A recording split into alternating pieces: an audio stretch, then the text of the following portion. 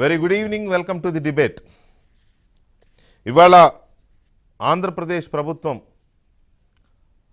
3 రాజధానుల నిర్ణయం నుంచి వెనక్కి తగ్గుతూ గతంలో పరిపాలనా వికేంద్రీకరణ కోసం చేసిన చట్టాన్ని రద్దు చేస్తూ ఒక బిల్లుని ప్రవేశపెట్టింది. అలాగే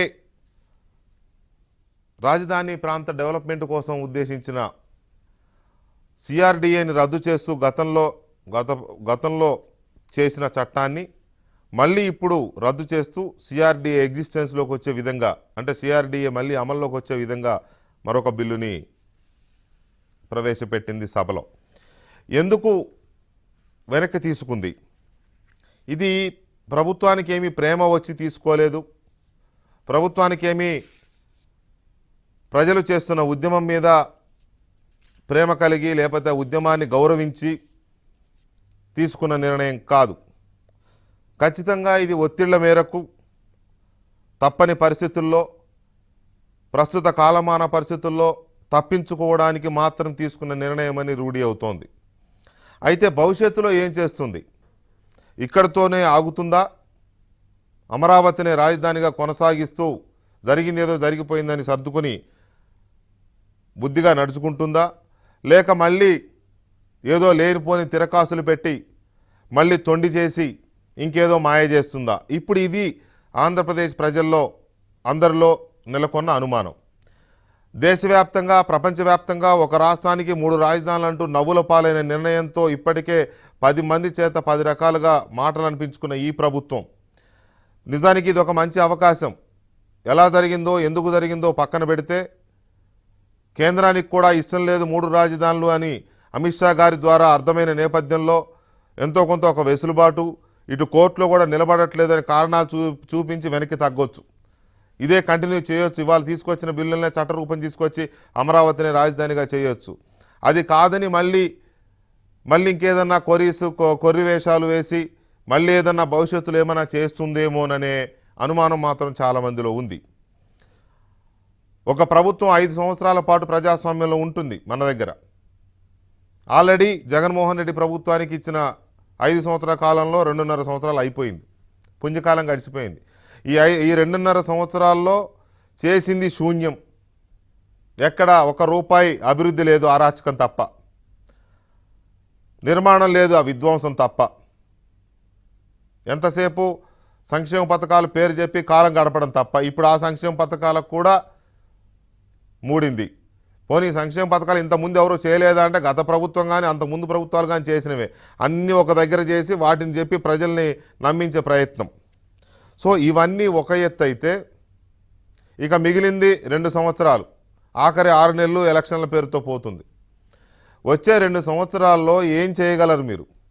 ఇంకా ఏదో కమిటీ వేస్తామని సన్నాయి నొక్కులు నొక్కడం, లేకపోతే ఇంకేదో అందరినీ మెప్పించే విధంగా మెరుగైన బిల్లును తీసుకొస్తాం దీని మీద అని చెప్పడం. ఎప్పుడు తీసుకొస్తారు? మీకు అంత టైం ఎక్కడుంది అసలు? ఎవరిని మభ్యపెట్టడానికి, ఎవరిని నమ్మించడానికి, కోర్టుల్లో సాగదీయడానికి తప్ప ఇంతకుమించి చేయడానికి ఏమీ లేదు అనేదే ఓవరాల్గా నిశ్చితంగా వ్యక్తమవుతున్న అభిప్రాయం. చంద్రబాబు హయాంలో ఏదో రియల్ ఎస్టేట్ వాళ్ళు వేసిన కమిటీ, రియల్ ఎస్టేట్ వాళ్ళతో లేకపోతే ఎడ్యుకేషన్ వ్యాపారం చేసే వాళ్ళతో వేసిన కమిటీ ఇచ్చిన నివేదిక ఆధారంగా రాజధాని నిర్ణయించారు. మేము వచ్చాక నిపుణుల కమిటీ వేసాం, జాతీయ నిపుణులు అంతర్జాతీయ నిపుణులు అని చెప్పారు. ఆ రియల్ ఎస్టేట్ వ్యాపారులు, ఆ ఎడ్యుకేషన్ వ్యాపారులు వేసిన కమిటీ ఆధారంగా నిర్ణయించిన అమరావతి రాజధానికే జగన్మోహన్ రెడ్డి గారు స్వయంగా ఆమోద ముద్ర వేశారు ఆ రోజున అమరావతిలో. అప్పుడు రాష్ట్రంలో ఆ మూల నుంచి ఈ మూల వరకు ఎక్కడ ఒక్క సందర్భం కానీ ఒక్క ఇది కానీ లేదు వ్యతిరేకించినట్టుగా అమరావతి వద్దు అని ఎవరు అన్నది లేదు. ఒక్క మనిషి కూడా గొంతెప్పలేదు. అందరూ ఆమోదించారు. కానీ మీరు వచ్చిన తర్వాత తీసుకున్న నిర్ణయాన్ని అందరూ వ్యతిరేకించారు, ఎక్సెప్ట్ మీ పార్టీ, మీరు తప్ప. అయినా ఇంకా దాన్ని ఏదో మసిపూసి మారేడుకాయ చేసి ఏదో చేద్దామని అనుకోవడం, ఇలాంటి అనుమానాలు రేకెత్తించే విధంగా మాట్లాడడం, అమరావతి ఉద్యమానికి వస్తున్న విశేష ఆదరణ నుంచి ప్రజల దృష్టిని మళ్లించడానికి, భువనేశ్వర్ గారి విషయంలో మీరు చేసిన నీచమైన ప్రవర్తన నుంచి ప్రజల దృష్టిని మళ్లించడానికి, వివేకానంద రెడ్డి హత్య కేసు నుంచి విచారణ నుంచి ప్రజల దృష్టిని మళ్లించడానికి, ఇంకా ఆగిపోయిన అభివృద్ధి కార్యక్రమాలు, ఇప్పుడు గడిచిన 4 రోజులుగా రాయలసీమలో కురుస్తున్న వర్షాల నుంచి, మీ వైఫల్యాలు, వర్షాల నుంచి, వరదల నుంచి, ప్రజల్ని ఆదుకోలేని ప్రభుత్వ వైఫల్యాల నుంచి ప్రజల దృష్టిని మరల్చడానికి ఇది ఒక ఎత్తుగడగా వేశారనేదే చాలామంది చర్చించుకుంటున్నారు. సో దీని మీద ఇవాళ మన డిబేట్లో పాల్గొంటున్నారు రఘురామకృష్ణరాజు గారు, వైఎస్ఆర్ కాంగ్రెస్ పార్టీ ఎంపీ, అలాగే ఆలపాటి రాజా గారు, తెలుగుదేశం పార్టీ నాయకులు, మాజీ మంత్రి, అండ్ అడ్వకేట్ శ్రవణ్ కుమార్ గారు, మాజీ న్యాయాధికారి కూడా, అలాగే డాక్టర్ కొలికపూడి శ్రీనివాసరావు గారు, ఆంధ్రప్రదేశ్ పరిరక్షణ సమితి అధ్యక్షులు, బీశెట్టి బాబ్జీ గారు, లోక్సత్తా ఆంధ్రప్రదేశ్ అధ్యక్షులు మనతో చర్చలో పాల్గొంటున్నారు.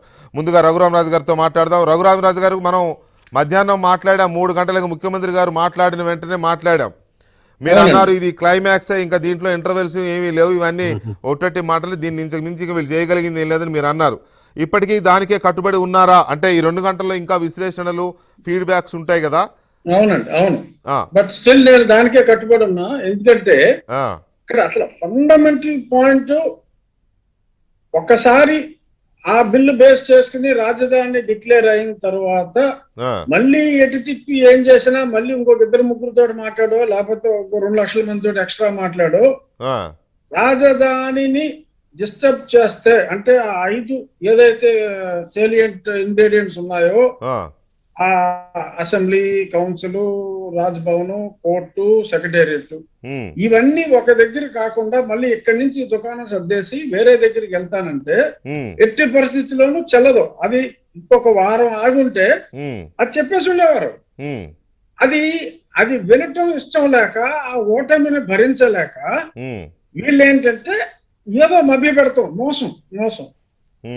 So they are only trying to deceive the public. In that process తన్ను తాను మోసం చేసుకుంటున్నాడని తెలియక ప్రజల్ని మోసం చేస్తున్నామన్న భ్రమలో ఉన్నారు. ఇందాక ఇక పెద్దిరెడ్డి గారు మాట్లాడింది ఇక చాలా నయం. ఇందాక మా సత్యబాబు గారు మాట్లాడారు. అవును, నేను నా శ్మశానం అన్న మాటకి ఇంకా కట్టుబడే ఉన్నాను, ఇంకా మెరుగైన బిల్లు తెస్తాం అంటే ఇప్పుడు 3 ఆయనకుండే డెలికేట్ సిచ్యువేషన్ ఆయనకు ఉంటుందిగా. ఇప్పుడు వైజాగ్ వెళ్ళాలి, ఇప్పుడు వెళ్ళగా ఇమీడియట్ గా అక్కడ మళ్ళీ సమాధానం చెప్పాలని, అలా సమాధానం చెప్పక్కర్లేదు సార్. విశాఖపట్నం వెళ్తే ఇవాళ సత్యబాబు గారికి పూలమాలలతో వేసి స్వాగతం చెప్తారు. అవునా? రాష్ట్ర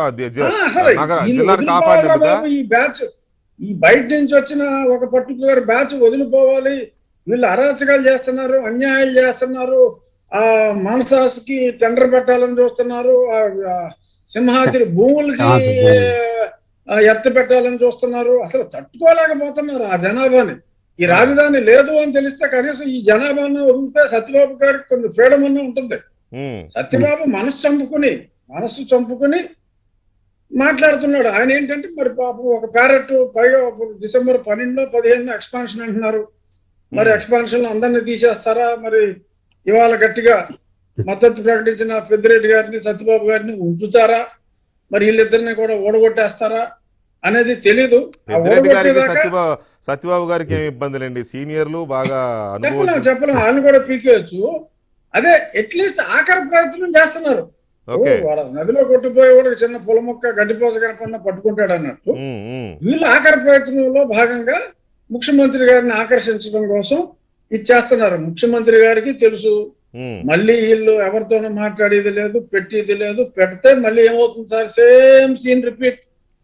మళ్ళీ కోర్టుకు వెళ్తారు, మళ్ళీ స్టే ఇస్తారు. ఇదే ఎందుకంటే అసలు మెయిన్ దాని మీద ఇంకా డిస్కషన్ అవ్వలేదు కదా. ఆ జడ్జిమెంట్ వచ్చుంటే మళ్ళీ ఇంకా ఏ రకంగానూ బిల్లు పెడతానికి ఇక్కడ ఒకసారి ఒక ప్రభుత్వం తీసుకున్న డెసిషన్ ని మార్చి రెడ్డి వచ్చే మొదలాటకి అవకాశం ఉండేది కాదు. అది సంగతి తెలుసుకొని ఈ ఈ కొత్త నాటకానికి తెర తీశారు తప్ప ఇది మోసం, అంతకు మించి ఏమీ లేదు, ఇందులో జరిగేది ఏమీ లేదు. కాకపోతే మా పార్టీ వాళ్ళు, సారీ మా ప్రభుత్వ పెద్దలు, మా పార్టీ కాదు మా ప్రభుత్వ పెద్దలు అలాగా కథలు, అలా కథలు అంటే మళ్ళీ అక్కడ క్రమశిక్షణ, అక్కడ మా ప్రభుత్వ పెద్దలు అలా కథలు చెప్పుకుంటూనే ఉంటారు, విన్నవాళ్ళు వింటారు. కాకపోతే ప్రజలు తెలివి మీరిపోయారు కాబట్టి ఇంకా కథలు నమ్మే పరిస్థితి లేదు. As I said in the afternoon, the only option sir ముందు ఒకటి పార్ట్ 1 ముందు ఎలక్షన్లకు వెళ్ళాలి. ముందు ఎలక్షన్లకు వెళ్ళి నెగ్గితే నెగ్గిన పిదప మళ్ళీ పార్లమెంట్ లో అయ్యా మేము ఈ మ్యాండేట్ తోనే నెగ్గాం కాబట్టి మీ పార్లమెంట్ లో ఆ ఏపీ స్టేట్ రీఆర్గనైజేషన్ యాక్ట్ చట్టానికి చిన్న సవరణ చేసి మాకు అంటే ఇప్పుడు ఏంటి మీరు అనేది ఆ ఎక్స్పర్ట్ కమిటీ ఏదో వేస్తారని అంటున్నారు. ఎక్స్పర్ట్ కమిటీ కాదు, కంటిన్యూ చేస్తే అమరావతిని కంటిన్యూ చేయండి, లేదంటే 3 రాజధానుల ఎజెండాతో ప్రభుత్వాన్ని రద్దు చేసి ఎలక్షన్కి వెళ్ళమనే. అంతే, అంతకన్నా ఆప్షన్ లేదు. ఇప్పుడు అసలు ఏ ఎక్స్పర్ట్ కమిటీని వేసినా కూడా ఆ ఎక్స్పర్ట్ కమిటీలో కాస్త బుర్రన్నోడిని కాస్త లా ఎక్స్పీరియన్స్ ఉన్నోడిని వేసుకుంటే ఏదో మరీ తీసేసిన తహసీల్దారులు ఇలాంటి వాళ్ళు కాకుండా మంచి ఒక లా ఎక్స్పర్ట్ ని ఎందుకు ఇప్పుడు మన ప్యానల్ సరిపోతా కమిటీలో ఇప్పుడు ముఖ్యమంత్రి గారు ఇచ్చే కోటాను కోట్లు మా శ్రావణ్ గారిని వస్తే అద్భుతంగా ఉంటుంది. అదే మన ప్యానల్ సరిపోతా అంటున్నా. శ్రావణ్ గారు అయితే బ్రహ్మాండం అద్భుతం. ఇప్పుడు వీళ్ళు ఏదో కోటాను కోట్లు తీసుకొచ్చి ఇప్పుడు ఏమి అసలు 2 అంటే అసలు లా అంటే ఏంటో తెలియని వాళ్ళు కూడా ఉన్నత పదవులు ఇచ్చి కోటాను కోట్లు బిల్స్ పే చేస్తారు. ఎవడ లా తెలియని ఆ లా ఆఫీసర్ అంటే అందరికీ తెలుసు కాబట్టి నేను ఆ లా ఆఫీసర్ పేరు నేను చెప్తే మర్యాదగా ఉండదు. సో కాబట్టి ఆ లా ఆఫీసర్ పేరు నేను చెప్పను. కానీ నా స్ట్రైట్ డిమాండ్ ఒకటే. సరే మీరు చెప్పేది మీరు చెప్పారు, కానీ మీరు యువజన శ్రామిక రైతు కాంగ్రెస్ పార్టీ ఎంపీగా ఉన్నారు. సరే అక్కడ వాళ్ళకి మీకు పడవచ్చు పడకపోవచ్చు, రెబెల్గా ఉండొచ్చు మీరు, కానీ పార్టీలో చీలిక వర్గంగా ఉండొచ్చు, ఏమో నాకు అనవసరం అవన్నీ. లేదండి, వెంకటకృష్ణ గారు ఒక్క నిమిషం చిన్న కరెక్షన్ ఇవ్వాలి. ఎందుకంటే నేను చాలా సమస్యలు ఎదుర్కొంటున్నాను కాబట్టి నా పోరాటం ఎప్పుడు మా ప్రభుత్వ ద్వంద్వ విధానాల మీద తప్ప మా పార్టీ మీద నా పోరాటం ఎప్పుడూ లేదు. ఓకే రైట్, పోయిన అట్లాగే అనుకుందాం. నా స్ట్రైట్ డిమాండ్ ఒకటే. మోడీ గారు సంవత్సరం రైతులకు నచ్చజెప్పాలని నయానో భయానో సామధాన భేద దండోపాయాలు ఉపయోగించి నచ్చజెప్పాలని చూశారు. రైతులు వినలేదు. వినకపోవడంతో ఇక మనం ఏ నిర్ణయం తీసుకున్నా మంచైనా చెడైనా ప్రజాభీష్టం మేరకు నడుచుకోవాల్సిందే కాబట్టి ఆ సూక్ష్మాన్ని గ్రహించిన నేతగా ఆయన బిల్లులను రద్దు చేస్తున్నామని చెబుతూ ఈ సంవత్సర కాలం ఇబ్బంది పెట్టినందుకు క్షమాపణ చెప్పారు. ఇప్పుడు మీ ప్రభుత్వం 2.5 సంవత్సరాలుగా దీన్ని సాగదీసి రాష్ట్రం అడుగు ముందుకెళ్లకుండా, అడుగు కాదు అంగుళం ముందుకెళ్లకుండా మహిళల్ని కొట్టి, మహిళల్ని తిట్టి, మహిళల్ని వేధించి నానా రచ్చ చేసి 200 మంది చావులు చూసి ఎక్కడ నిర్మాణాలు అక్కడ ఆపేసిన మీ ప్రభుత్వం ఇప్పుడు బిల్లును రద్దు చేసింది కాబట్టి క్షమాపణ చెప్పి మళ్ళీ పునరుద్ధరించాల్సిన అవసరం ఉందా లేదా? పైగా ఇంకొక మాట, జీఎన్ రావు కమిటీ, బోస్టన్ కమిటీ అని 2 వేసి ఆ కమిటీల రిపోర్టును కూడా ఆధారం చేసుకుని మేము ఇలా చేస్తున్నామని చెప్పి ఇప్పుడు ఈ వెనక్కి తీసుకోవడమే కాకుండా మళ్ళీ ఏదో కమిటీని వార్తలు వస్తున్నాయి, పక్కన పెడదాం. ఇప్పుడు ఆ 2 కమిటీలు ఇచ్చిన రిపోర్ట్ ఆధారంగా ఇది చేసామంటున్నారు కాబట్టి తప్పని కూడా మేము మాది తప్పు జరిగిపోయింది మాదని కూడా చెప్పాల్సిన అవసరం ఉందా లేదా? ఉందండి, ముమ్మాటికి ఉంది. ఇప్పుడు ఎలా ఉందంటే వెంకటకృష్ణ గారు, ఇప్పుడు మా ముఖ్యమంత్రి గారు లేకపోతే మా రాజా, అసెంబ్లీ రాజా చెప్పింది ఎలా ఉందంటే, ఎవడో ఒకడు నేను లేస్తే మనిషిని కాదు అంట. ఎలా చూస్తాడు కాళ్ళు ఉండవు. అవును, అవిటివాడు. షోలే సినిమాల్లో సంజయ్ కుమార్ కి చేతులు లేనట్టు. అలాగా మేము మళ్ళీ పెడతాం అంటాం తప్ప ఎన్నిసార్లు పెట్టినా అసలు అక్కడ ప్రొవిజన్ లేదు. ప్రొవిజన్ లేని దానికి ఎన్నిసార్లు పెడతాం మనకి ఏమవుతుంది? ఇందాక మనం చెప్పుకున్నాం కదా, ఇప్పుడు కేంద్రంలో ఉన్న భారతీయ జనతా పార్టీ అతిపెద్ద పార్టీ కూడా రేపు భవిష్యత్తులో కూడా డెఫినెట్ గా పెద్ద పార్టీ కింద ఉంటుంది, అందులో ఎటువంటి సందేహం లేదు. ఒకవేళ ఇప్పుడు ఈ ఎలక్షన్ల తర్వాత ఒకవేళ మా ముఖ్యమంత్రి గారు కోపం వచ్చి రేపు పొద్దున వెళ్ళిపోయి కౌన్సిల్ రద్దు అన్నట్టు, సరే అది కూడా కూర్చున్నారు వెనక్కి తీసుకున్నారు అనుకోండి, ఒకవేళ అసెంబ్లీ రద్దు చేసి ఎలక్షన్కి వెళ్ళి అయితే ఇదే 3 రాజధానుల ఎజెండా మీద వెళ్తే మాకు 10 సీట్లు కూడా రావు, అది వేరే విషయం. బట్ ఒకవేళ ప్రజల గుడ్డితనం అలాగే కంటిన్యూ అయ్యి అలాగే ఉండి పోనీ నెగ్గారు అనుకుందాం. నెగ్గితే కేంద్రంలో అమెండ్మెంట్ పెట్టాలి పార్లమెంట్ లో ఇదే భారతీయ జనతా పార్టీ కూడా ఇప్పుడు సపోర్ట్ చేసింది కాబట్టి ఎట్టి పరిస్థితుల్లోనూ వచ్చే అవకాశం లేదు. కాబట్టి టెన్షన్ ఉంటుంది, వాళ్ళ మోసం స్పష్టంగా అర్థమైంది. బట్ మనం హ్యాపీగా గుండెల మీద చేతులు వేసుకుని ఏ టెన్షన్ ఫ్రీగా ఉండొచ్చు. ప్రాబ్లం వస్తే పోరాటానికి శ్రీనివాసరావు గారు ఉన్నారు, న్యాయ పోరాటం చేయడానికి మనకి శ్రావణ్ గారు ఉన్నారు, అన్ని పార్టీల మద్దతు ఫుల్గా ఉంది.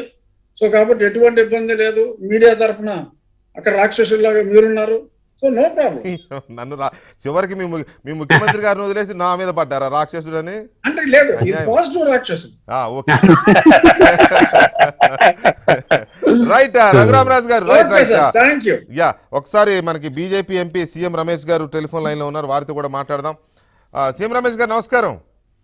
నమస్కారం వెంకటకృష్ణ గారు. సీఎం రమేష్ గారు, రకరకాల ఒత్తిళ్లు, అది ఉద్యమం విజయవంతంగా నడుస్తున్న తీరు కావచ్చు, 700 పైచిలుకు రోజులుగా ఇప్పుడు జరుగుతున్న పాదయాత్రకి విపరీతమైన స్పందన వస్తున్న తీరు కావచ్చు, రాష్ట్రంలోని పార్టీలన్నీ ముక్తకంఠంతో అమరావతి కావాలని చెప్పడం కావచ్చు, ఇటు హైకోర్టులో విచారణ ప్రారంభమైన దగ్గర నుంచి జడ్జి గారు చేస్తున్న కామెంట్లు కావచ్చు, ఫైనల్గా అమిత్ షా గారు ఆల్ ద వే తిరుపతి వచ్చి మీ అందరి సమక్షంలో అమరావతికి మనం కట్టుబడి ఉండాలి, మీరు అందరూ పోరాడండి అని మీకు చెప్పిన మాటలు కావచ్చు. ఎందుకంటే అది చాలా కీలకమైన పరిణామం, ఇటీవల జరిగిన పరిణామం. సో వీటన్నిటి ఒత్తిళ్ల మధ్య ఈ నిర్ణయం తీసుకున్నారనుకుంటున్నారా, లేకపోతే రాష్ట్రంలో ఉన్న వైఫల్యాలన్నిటినీ చివరికి నిన్న భువనేశ్వర్ గారి విషయంలో చేసిన అత్యంత నీచమైన పొరపాటుని కూడా ప్రజల నుంచి పక్కదో పట్టించడానికి, తుఫాన్ల వైఫల్యాలు ఇట్లాంటి ఇంకా చాలా ఉన్నాయి కదా, వీటన్నిటి నుంచి పక్కదో పట్టించడానికి ఈ నిర్ణయం తీసుకున్నారా? ఈ నిర్ణయంలో చిత్తశుద్ధి ఉందా ఈ ప్రభుత్వానికి? వెంకటకృష్ణ గారు, దీంట్లో టెక్నికల్ గా ఒకసారి మాట్లాడుకుందాం. ఏదైతే ముఖ్యమంత్రి గారు ఈ రోజు అసెంబ్లీలో చెప్పారో అది క్లిప్పింగ్ మనం చూసాం అందరం. అవునవునవును. 2014 ఏదైతే క్లిప్పింగ్స్ ఉన్నాయో మీ దగ్గర ఉన్నాయో లేదో? ఉన్నాయండి, అన్ని ఉన్నాయి. ఒకసారి ఏమన్నా అది వేస్తే ప్రజలకు అందరికీ అర్థం అవుతుంది. వేస్తాను ఎందుకంటే ఆ రోజు ఏం చెప్పాడంటే, ఎక్కడైతే అసెంబ్లీ, ఎక్కడైతే హైకోర్టు, ఎక్కడైతే సెక్రటరియట్, ఈ 3 ఉండేదే క్యాపిటల్ అని చెప్పాడు. అవును. నెక్స్ట్ వచ్చేసి 33,000 ఎకరాలు 30,000 ఎకరాలు కావాలి, సెంటర్ ప్లేస్ లోనే ఉండాలి రాజధాని అని చెప్పి, ఇంకొక దగ్గర వీడియో చూసా నేను, ఒక డిబేట్ లో అసలు రాజధాని అనేది మనకి చిన్న రాష్ట్రము, 13 జిల్లాల రాష్ట్రము, ఆ 13 జిల్లాల రాష్ట్రానికి సెంటర్ లో ఉంటే బాగుంటుంది, అది ఇక్కడే అమరావతి అని కాకుండా గుంటూరు, విజయవాడ అనే ప్లేస్ కూడా చెప్పడం జరిగింది అసెంబ్లీలో కూడా. ఈ రోజు కొన్ని టెక్నికాలిటీస్ లీగల్ గా బిల్లు సరిగా లేదని వాళ్ళకి చెప్పకనే అసెంబ్లీలో ఒప్పుకున్నారు. అంటే బిల్లు సరిగా లేదని మీరే ఒప్పుకున్నారు, మళ్ళీ మంచి బిల్లు చేస్తామంటున్నారు. వికేంద్రీకరణ అంటే ఒక్కొక్కటి ఒక దగ్గర అనేది ఎక్కడ ఇంతవరకు దేశంలో లేదు.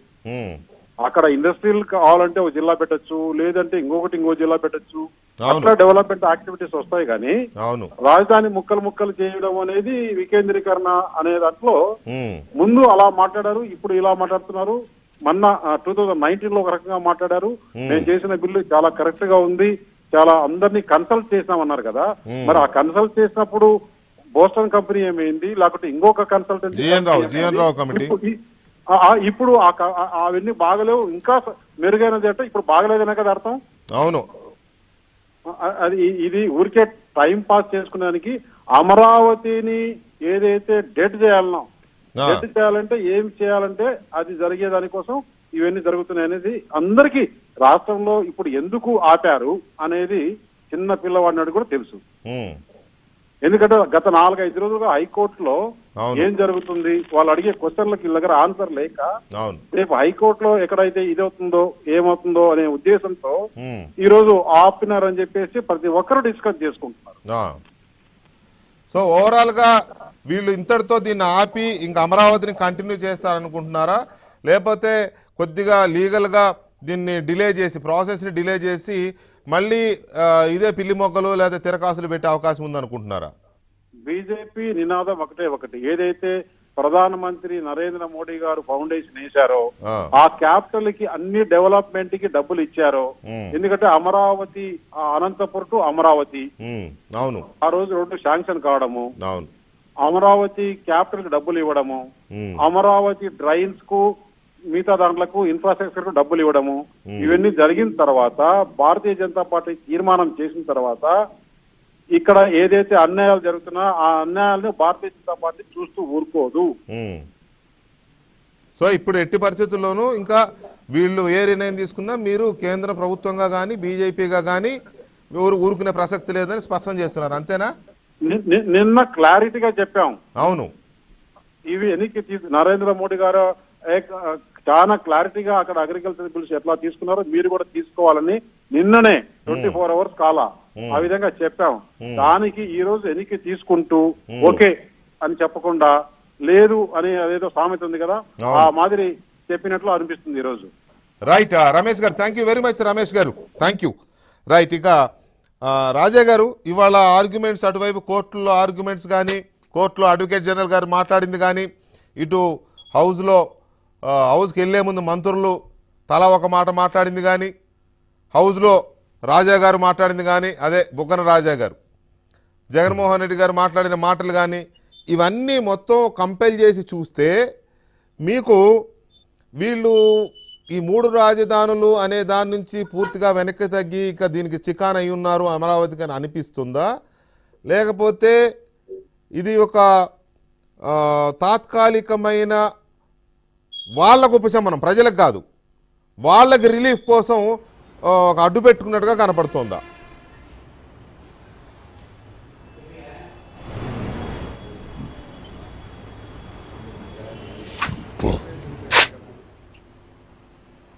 ముఖ్యమంత్రి గారు మాట్లాడిన విధానం కానీ ఆ, బొగ్గన రాజేంద్రనాథ్ గారు మాట్లాడిన విధానం కానీ ఉమ్, రిపీల్ చేసే సందర్భం, అసలు రిపీల్ చేసే సందర్భాన్ని ఒకసారి మనం గమనించినట్లయితే ఉమ్, ఆది నుంచి కూడా శాసనసభలో కానీ శాసన మండలిలో కానీ బిల్లులు ప్రవేశపెట్టే విధానం కానీ శాసన మండలిలో బిల్లు వెనక్కి పంపిస్తే శాసన మండలిని రద్దు చేసే సందర్భం కానీ ఉమ్, ఆ తర్వాత మూర్ఖంగా శాసన మండలి చైర్మన్ సంతకం లేకుండా గవర్నర్కి పంపిస్తే గవర్నరు దాన్ని చూడకుండా సంతకం పెట్టిన విధానం కానీ, అంతేకాకుండా వ్యవస్థలన్నింటినీ నిర్వీర్యం చేసుకుంటూ ఉమ్, ఈ రోజున కాన్స్టిట్యూషనల్ వ్యాలిడిటీ లేకుండా కాన్స్టిట్యూషనల్ ఫ్రాడ్ జరుగుతూ ఉంది. కాన్స్టిట్యూషనల్ వైలేషన్ ఒకటే కాదు, ఈ రోజున కోర్ట్స్ మీద ఫ్రాడ్ ప్లే చేస్తూ ఉన్న ప్రభుత్వాన్ని మనం ఈ సందర్భంగా చూస్తూ ఉన్నాం. ఒకటి. రెండోది, వీళ్ళు గతంలోనే 2.5 సంవత్సరాల నుంచి వీళ్ళు చేస్తున్న తప్పులు తెలుసు. ఏదో రకంగా ఈ రోజున ప్రజల్ని బాధ పెట్టుకుంటూ అనేక రకాలైన అరాచకాలు చేసుకుంటూ ఈ 2.5 సంవత్సరాల్లో అనేక మంది రైతులు హత్య గావించబడటానికి ప్రభుత్వ హత్యలుగా పరిగణించాల్సిన పరిస్థితి, ఎంతోమంది ప్రాణాలు కోల్పోయారు. ఎంతోమంది దాతృత్వంతో ఏర్పడినటువంటి ఈ ప్రజా రాజధానిని నాశనం చేయాలని చెప్పి హై పవర్ కమిటీ, జిఎన్ రావు కమిటీ, ఆ కమిటీ ఈ కమిటీ వేసాం. ఎన్నో వేల మందిని మేము వాళ్ళ యొక్క సలహాలు సంప్రదింపులు తీసుకున్నామని చెప్పినటువంటి ఈ ప్రభుత్వం ఈ బిల్లు ప్రవేశపెట్టినప్పుడు మాట్లాడిన మాటలు ఏంటండి? నాకు ఈ ప్రాంతం మీద ప్రేమ ఉందా? ప్రేమ ఉంటే ఒక్కసారైనా మాట్లాడావా? ఏ రైతుతోనైనా మాట్లాడావా? ఎవరితో అయినా సంప్రదించావా? ఏ అఖిలపక్షాన్నైనా పిలిచావా? లేకపోతే ఏ రైతునైనా పిలిచావా? ఏమీ పిలవకపోగా ఇంకా పైన చేసింది ఏంటంటే మీరు ఈ రోజున ఇవాళ ఈ ప్రాంతం మీద నాకు ప్రేమ ఉంది కానీ వికేంద్రీకరణ ఏమి చేసావు? వికేంద్రీకరణ ఈ 2.5 సంవత్సరాల్లో 3 రాజధానుల మాట తప్పితే వికేంద్రీకరణ ద్వారా అభివృద్ధి వికేంద్రీకరణ అని చెప్పిన నీవు ఈ రోజున మీ ప్రభుత్వ హయాంలో ఈ 2.5 సంవత్సరాల్లో ఏ జిల్లాలో 13 జిల్లాల్లో ఇవాళ ఎక్కడైనా అభివృద్ధి జరిగిందా? ఇవాళ కడపలో వరదలు వచ్చి 50-60 మంది చనిపోతే దాదాపు కొన్ని వందల మంది అంతు చెక్కకుండా ఉంటే ఇవాళకి కూడా నీ ప్రభుత్వం ఎక్కడుందో తెలియలేనటువంటి పరిస్థితి. నిన్నగాక మొన్న అసెంబ్లీ సాక్షిగా అసెంబ్లీ మర్యాదను మంటగలిపి ప్రతిపక్ష నేత కుటుంబాన్ని నువ్వు అవమానపాలు చేసిన సందర్భాన్ని ఈ రోజున పక్కదావ పట్టించడానికి ప్రయత్నంగా కనపడుతుంది తప్పితే నీకు ఇప్పటికే నీకు తెలుసు.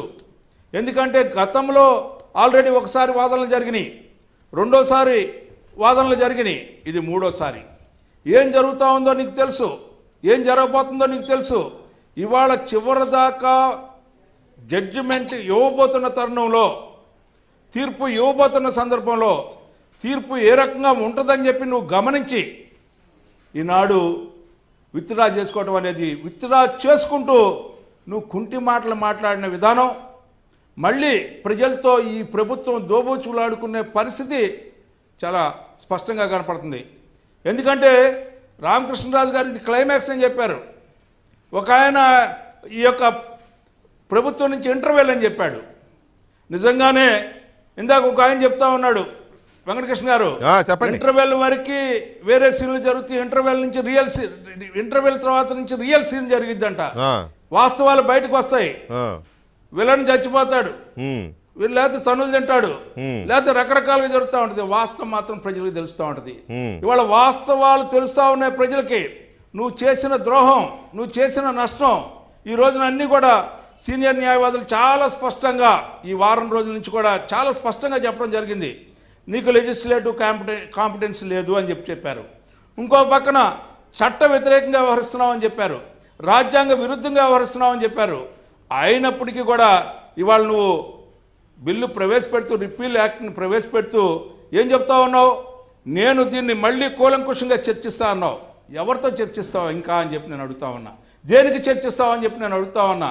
ఏ రకమైన వికేంద్రీకరణ ఇప్పటి వరకు చేసావని చెప్పి ఇప్పటి వరకు చర్చించకుండానే కూడా ఇప్పటి వరకు ఒకటి వెంకటకృష్ణ గారు, గత ప్రభుత్వంలో ఏ రకమైన అభివృద్ధి సాధించారండి? అనంతపూర్లో కియా ఫ్యాక్టరీ, అదేవిధంగా లేలాండ్ ఇక్కడ, అంతేకాకుండా ఎయిమ్స్ గుంటూరు విజయవాడ మధ్యలో, ఈ రకంగా ప్రతి చోట కూడా ఒక రకంగా చెప్పాలంటే అదానీ పార్కు, అదేవిధంగా సెజ్ పార్కు, మెడ్ పార్కు, ఈ రకంగా మనం చూసుకుంటాం అంటుంటే ఇవాళ హార్టికల్చర్ కానీ, సీడ్ పార్క్ కానీ, ఎక్కడెక్కడ ఒక్కొక్క యూనివర్సిటీని ఒక్కొక్క కేంద్రంగా పెట్టుకొని ఒక్కొక్క జిల్లాని అభివృద్ధి చేసుకుంటా వచ్చినటువంటి గత ప్రభుత్వాన్ని ఆ దిశ కూడా నువ్వు పయనించట్లా. ఏదైతే గత ప్రభుత్వం తీసుకున్నటువంటి నిర్ణయాలు ఏదైతే ఉన్నాయో దానికి అనుగుణంగా కూడా నువ్వు రాజా గారు వీళ్ళు తలపెట్టిన పరిపాలన వికేంద్రీకరణ ఏంటి, జరగాల్సిన అభివృద్ధి వికేంద్రీకరణ ఏంటి, అభివృద్ధి వికేంద్రీకరణ గతంలో ఏం జరిగింది, ఈ 2.5 సంవత్సరాల్లో వీళ్ళు ఏం వికేంద్రీకరించారు, ఇది జరగకపోయే అది జరగకపోయే రాష్ట్రానికి ఒరిగింది ఏంటి, ఇప్పుడు అటు కర్నూలు ప్రజలను కానీ, రాయలసీమ ప్రజలను కానీ, ఇటు ఉత్తరాంధ్ర ప్రజలను కానీ ఇంకా ఎంతకాలం మభ్యపెడతారు ఈ మాటలతో? వీటితో పాటు జగన్మోహన్ రెడ్డి గారు ఏ సందర్భంలో ఏం మాట్లాడారు అనేది కూడా ఒకసారి వినే ముందు ప్లీజ్ జగన్మోహన్ రెడ్డి గారు బైట్స్ ప్లే చేయండి. క్యాపిటల్ సిటీ అనేది ఎక్కడన్నా పెట్టండి, కానీ పెట్టే చోట కనీసం 30,000 ఎకరాలన్నా ఉన్న చోట పెట్టండి. విజయవాడలో క్యాపిటల్ సిటీని పెట్టడం మనస్ఫూర్తిగా మేము ఆహ్వానిస్తున్నాం. ఎస్ కారణం ఏమిటో తెలుసా అధ్యక్ష? కారణం మన రాష్ట్రం ఇప్పటికే 13 జిల్లాల చిన్న రాష్ట్రం అయిపోయింది. 13 జిల్లాల చిన్న రాష్ట్రంలో మళ్ళీ ఒక ప్రాంతానికి ఇంకొక ప్రాంతానికి మధ్య చిచ్చులు పెట్టడం ఇష్టం లేక మనస్ఫూర్తిగా ఆహ్వానిస్తుంది. అదే రాజధాని ప్రాంతంలోనే జగన్ అనే వ్యక్తి ఇల్లు కడుతున్నాడు, ఫిబ్రవరిలో చేరబోతున్నాడు ఆ ఇంట్లో, కొత్త ఇంట్లోకి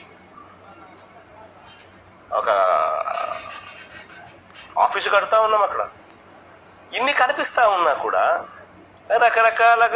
రకరకాలుగా దమ్మిని తిమ్మిని చేస్తారు, ఏదో ఒక ఆరోపణలు ఏదో ఒక రూపకంలో చేస్తారు. రాజధాని అనేది ఏమిటి?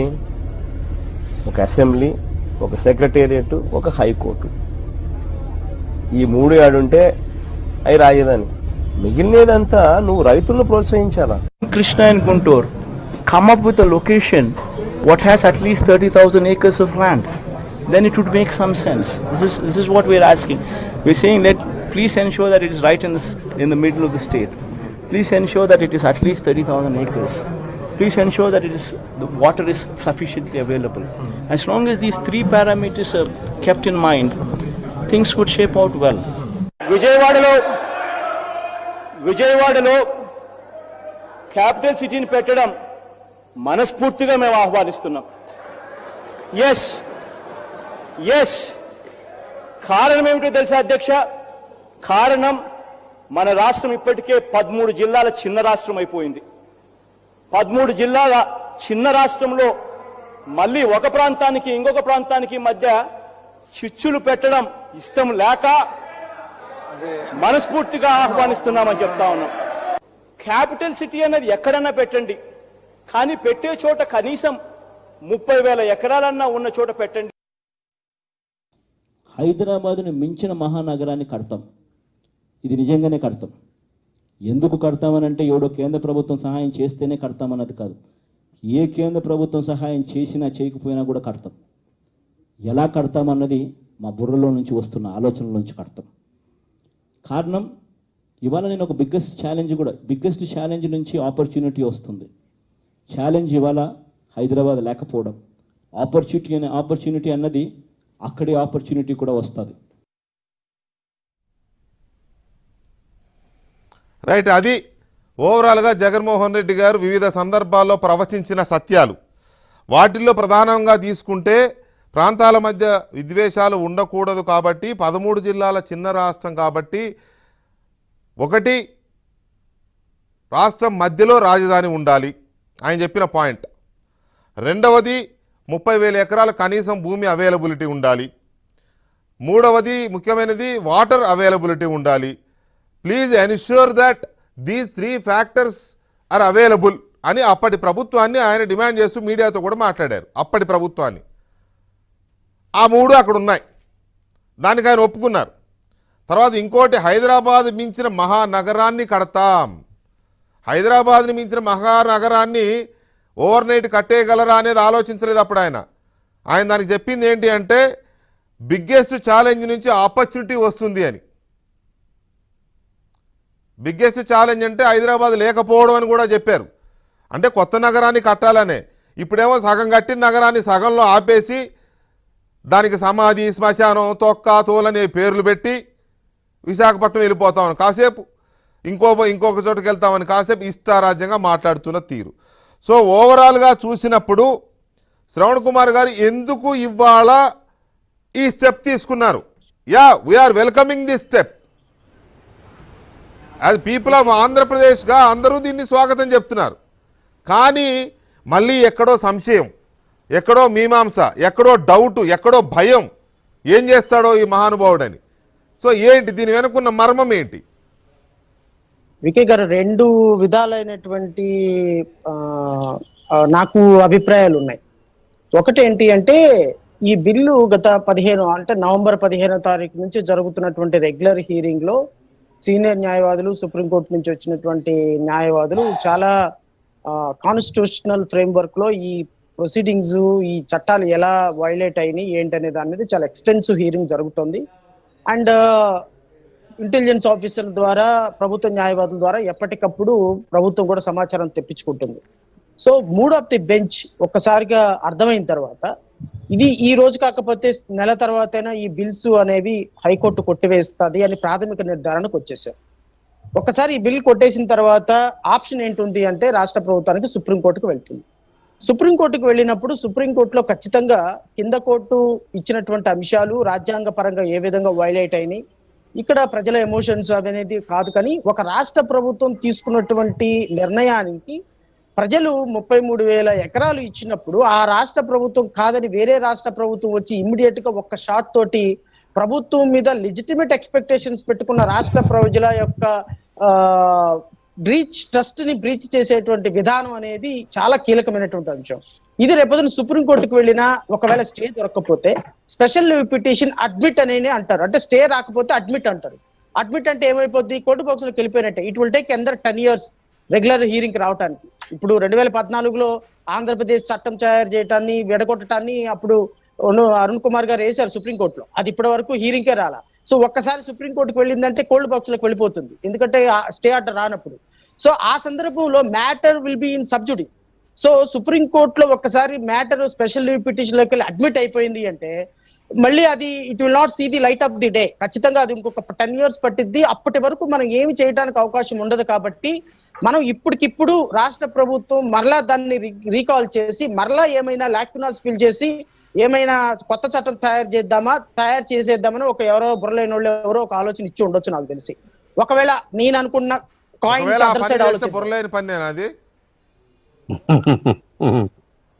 అట్లాంటి ఆలోచన ఇచ్చి ఏమైనా చేసినా అది సబ్జెక్ట్ టు జ్యుడిషియల్ స్క్రూటినీ కిందకు వస్తుంది. అది కూడా కొట్టేస్తారు. ఎందుకంటే ఇక్కడ లాక్యునాస్ అంటే అసలు mere foundation itself is wrong. చట్టం తయారు చేయటం కాదు, గత ప్రభుత్వం తీసుకున్నటువంటి రాజధానిని మార్చాలి అన్న ఆలోచనే ఫండమెంటల్లీ రాంగ్. ఇక దానికి మీరు ఎంత మసిపూసి మారేడుకాయ చేసినా ఖచ్చితంగా ఇంకా దానికి సంబంధించి లాక్యునాస్ ఫిల్ చేయలేరు. సో ఖచ్చితంగా రేపు కాతే మీరు ఏ చట్టం తయారు చేసినా అది సబ్జెక్ట్ జ్యుడిషియల్ స్క్రూటినీ కిందకు వస్తుంది. అది కూడా రాజ్యాంగ పరంగా నిలబడదు. ఎందుకంటే ఒక ప్రభుత్వం తీసుకున్నటువంటి నిర్ణయానికి లెజిటిమేట్ ఎక్స్పెక్టేషన్ అనేటువంటి ఒక ప్రిన్సిపల్ అప్లై అవుతుంది. ల్యాండ్ పుల్లింగ్ సిస్టమ్ ద్వారా రైతులు ల్యాండ్లు ఇచ్చిన తర్వాత ఒక ప్రభుత్వం మారిన తర్వాత 5-6 సంవత్సరాల తర్వాత ఆ ల్యాండ్ లో రిటర్న్ ఇవ్వటం అనేది మీరు ఏ విధంగానూ దాన్ని అడ్జస్ట్ చేయలేరు. ఇది చారిత్రాత్మకమైన తప్పిదం జరిగిపోయింది. కాబట్టి రేపొద్దున లాక్యునాస్ ఫిల్ చేసినా లేకపోతే టెక్నికాలిటీస్ అని ఎవరో ఆ బూతుల మంత్రి చెప్పినా ఐ డోంట్ థింక్ సో వాళ్ళు ఫిల్ చేయగలరని నేను అనుకోవటం లేదు. మేకపోతే గాంభీర్యం ప్రదర్శిస్తున్నారని నేను అనుకుంటున్నా. బట్ ఓవరాల్ గా ఈ రోజు రాష్ట్ర ప్రభుత్వం నిర్ణయాన్ని వెనక్కి తీసుకోవటం వెనక 2 అంశాలు ఉండి ఉండొచ్చు. ఒకటి, సుప్రీంకోర్టుకు వెళ్తే మనకి ఈ భవిష్యత్తులో తయారు చేసే అవకాశం ఉండకపోవచ్చు. ఇప్పుడు శాసన మండలిలో కూడా మనకి మెజారిటీ వచ్చింది కాబట్టి ఈ బిల్లుని మరలా టేబుల్ చేసి మళ్ళా ప్లేస్ చేసి దీని లాక్యునాస్ ఎక్కడైనా ఫిల్ చేసి ఎవరో లీగల్ ఎక్స్పర్ట్ పెట్టుకొని లాక్యునాస్ ఫిల్ చేసి మరలా ఈ బిల్లుని ఇంట్రొడ్యూస్ చేసి దాని ద్వారా వెళ్దామని మోసపూరితమైన ఆలోచనలు ఉండొచ్చు. బట్ ఇదైతే ఖచ్చితంగా రాష్ట్ర ముఖ్యమంత్రి గారి నిర్ణయం సరైనది కాదనైతే నేను మీ ద్వారా వారికి విజ్ఞప్తి చేస్తున్నాను. ఎందుకంటే ఆయన మాట్లాడుతూ ఒక మాట అన్నారు, ఏమనంటే 2019లో ఎలక్షన్స్ జరిగింది, ఈ క్యాపిటల్ అంశం మీద ప్రజలు తిరస్కరించారు అని. For your kind information, election జరిగినటువంటి అంశాలలో 2019 క్యాపిటల్ అంశం అమరావతి అనేది లేదు. 3 రాజధానుల అంశం అనేది లేనే లేదు. 3 రాజధానుల అంశం మీరు ఎలక్షన్లు జరిగిన తర్వాత 2020 వరకు కూడా బిల్లు ప్రవేశపెట్టేంత వరకు రాష్ట్ర ప్రజలకు తెలియదు. సో మొట్టమొదటిసారిగా మీరు 2020లో ఈ బిల్లు ప్రవేశపెట్టిన రోజున రాష్ట్ర ప్రజలకు ఈ విషయం తెలిసింది. సో 2019లో ఇది not at all promise of election criteria కాదు, ఎలక్షన్ అంశం కానే కాదు, ఇది ప్రజలను తప్పుదో పట్టించటం నెంబర్ 1.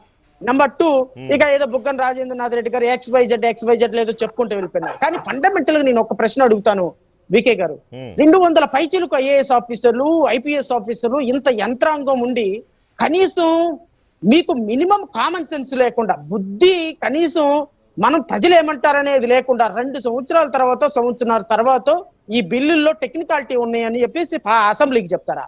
దేశ చరిత్రలో ఏ రోజైనా ఇలాంటి దౌర్భాగ్యం ఆంధ్రప్రదేశ్ రాష్ట్రం మూటగట్టుకుందా? మీలాంటి దౌర్భాగ్యులు, దురదృష్టవంతులు ఇలాంటి దుర్మార్గపు బిల్లు తయారు చేసి రాష్ట్ర ప్రభుత్వం 5.5 కోట్ల మంది ప్రజల్ని అపహాస్యం పాలు చేస్తున్నారు. ఒక అసెంబ్లీలో ప్రవేశపెట్టే బిల్లు 2 సంవత్సరాల తర్వాత లాక్యునాస్ ఉన్నాయి అని చెప్పేసి ఇప్పుడు చెప్తారండి మీరు? అసలు బిల్లు ప్రవేశపెట్టేటప్పుడు what is wrong, what is right, what is legal barricades, what is constitutional principle, what is the mandate, what is the principles of natural justice తీసుకోరా?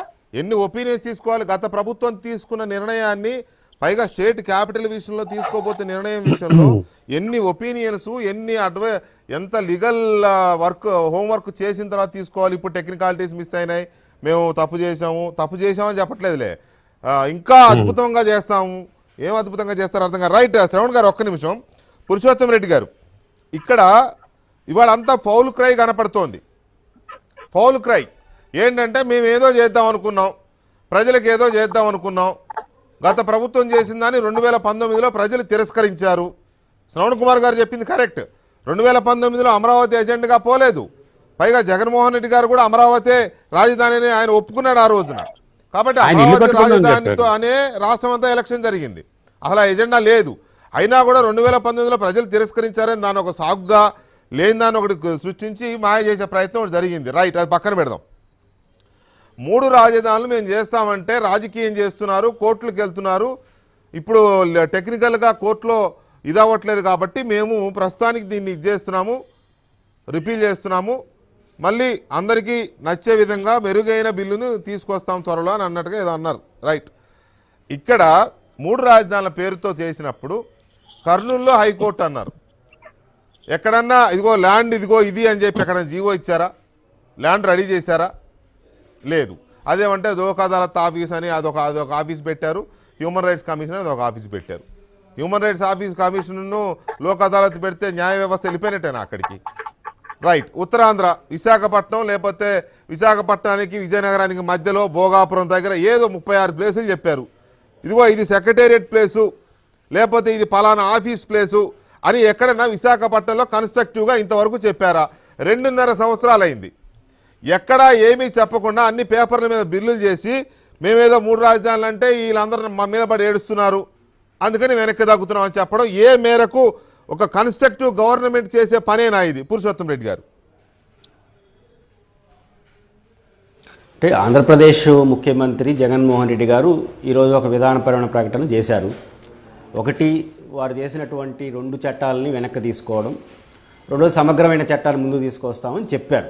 అంటే రాజకీయ నాయకులు చెప్పిన మాటల ఆధారంగా చేసుకొని మొత్తం వ్యవహారాలు నడుస్తాయి అనుకుంటే అది భ్రమ అవుతుంది. ప్రభుత్వం కానీ రాజకీయ పార్టీగా కానీ వాళ్ళు తీసుకునే నిర్ణయాల యొక్క ప్రభావం ఫ్యూచర్లో ఎలా ఉంటుంది, దాని ఇంప్లికేషన్స్ ఎలా ఉంటాయి రాజకీయంగా అనేది చాలా కీలకమైన అంశం. నాకున్న అవగాహన మేరకు జగన్మోహన్ రెడ్డి గారు చేసిన ప్రకటన కానీ, బుగ్గన రాజేంద్రనాథ్ రెడ్డి గారు చేసిన వివరణ కానీ చూసినప్పుడు ప్రభుత్వం తీసుకున్న ఇన్ ప్రిన్సిపల్ పొలిటికల్ స్టెప్ నుంచి ఈ ప్రభుత్వం వెనక్కపోతుంది అని నేనైతే అనుకోవట్లేదు. Correct or wrong? ఎందుకంటే ప్రభుత్వం దీని నుంచి రాజకీయంగా చూస్తే ఒకసారి ఒక ప్రాంతంలో రాజధానిలో మార్పులు చేర్పులు చేసి ఒక ప్రాంతంలో వ్యతిరేకత తెచ్చుకొని ఇంకో ప్రాంతం పట్ల ఆశలు కల్పించి ఇప్పుడు ఆ దాన్ని మార్చుకుంటే ఏ రాజకీయ పార్టీ మనుగడ ఎలా ఉంటుందో చాలా సులభంగా ఊహించుకోవచ్చు. కాబట్టి రాజకీయంగా చూసినా కూడా ఇన్ ప్రిన్సిపల్ బ్యాక్ అయిపోతుంది రాష్ట్ర ప్రభుత్వం అని నేను అనుకోవట్లేదు. ముందుకు ఎలా వెళ్తుంది అది అసలు సమస్య. వెనక్కి వెళ్ళకపోవడం అనేది రాజకీయ పరమైన విషయం. ముందుకెళ్లాలంటే ఒక సమస్యలు వస్తాయి. అంటే రాజకీయ పార్టీ నాయకులు చేసే ఉపన్యాసాలు యాజ్ ఇట్ ఈజ్గా చూస్తే నవ్వాలో ఏడవాలో తెలియదు. ఇప్పుడు భారతీయ జనతా పార్టీ నాయకులు ఒక ఆయన ఉపన్యాసం చెప్పేసి పోయారు, చూశా. వాళ్ళు మాకు హామీ పత్రం ఇచ్చారు. ఇప్పుడు అమరావతి రైతులకు పోయి ఒక ఉపన్యాసం చెప్పినారు, మాకు హామీ పత్రం ఇచ్చారు, కర్నూలు డిక్లరేషన్. మొదటి డిమాండ్ ఏంటో తెలుసా? ఆంధ్రప్రదేశ్ రాష్ట్ర ఉన్నమా ఇది ఎట్ట కట్టుబడి మీరు చెప్పండి, నేను చదువుతాను. ఆంధ్ర రాష్ట్ర రాజధాని విషయంలో రెండవ రాజధానిగా రాయలసీమను చేయాలి. అసెంబ్లీ భవనం నిర్మించి ప్రతి 6 నెలలకు ఒకసారి సమావేశాలు జరపాలి. ముఖ్యమంత్రి కార్యాలయం ఏర్పాటు చేయాలి, గవర్నర్ కార్యాలయం ఏర్పాటు చేయాలి, హైకోర్టు ఏర్పాటు చేయాలి. ఆ రకంగా రాయలసీమని 2వ రాజధానిగా ప్రకటించాలి. మరి ఒక రాజధాని డిమాండ్ ఈరోజు అమరావతి ఎందుకు చేస్తున్నారు? నేను 2 రాజధానులు ఒప్పుకుంటారా, ఒక రాజధాని ఒప్పుకుంటారా, నాకు సంబంధం లేదు. పాయింట్ ఏంటంటే ఇక్కడ రాయలసీమకు వచ్చి 2వ రాజధాని కావాలని చెప్తారు, ఒక డిక్లరేషన్ చేస్తారు, అమరావతి పోయి ఏకైక రాజధాని అమరావతి అంటారు. ఇప్పుడు బీజేపీ ఏ రాజకీయం చేయబోతుందో వీళ్ళు చెప్పే ఉపన్యాసాలు బట్టి నిర్ణయం తీసుకుంటామా? ఇది ప్రాథమికమైన అంశం. రెండోది, భారతీయ జనతా పార్టీ నాయకత్వంలోని కేంద్ర ప్రభుత్వం ఏమైనా అఫిడేట్ చేసింది హైకోర్టులో? 2 అఫిడేట్లు చేసింది.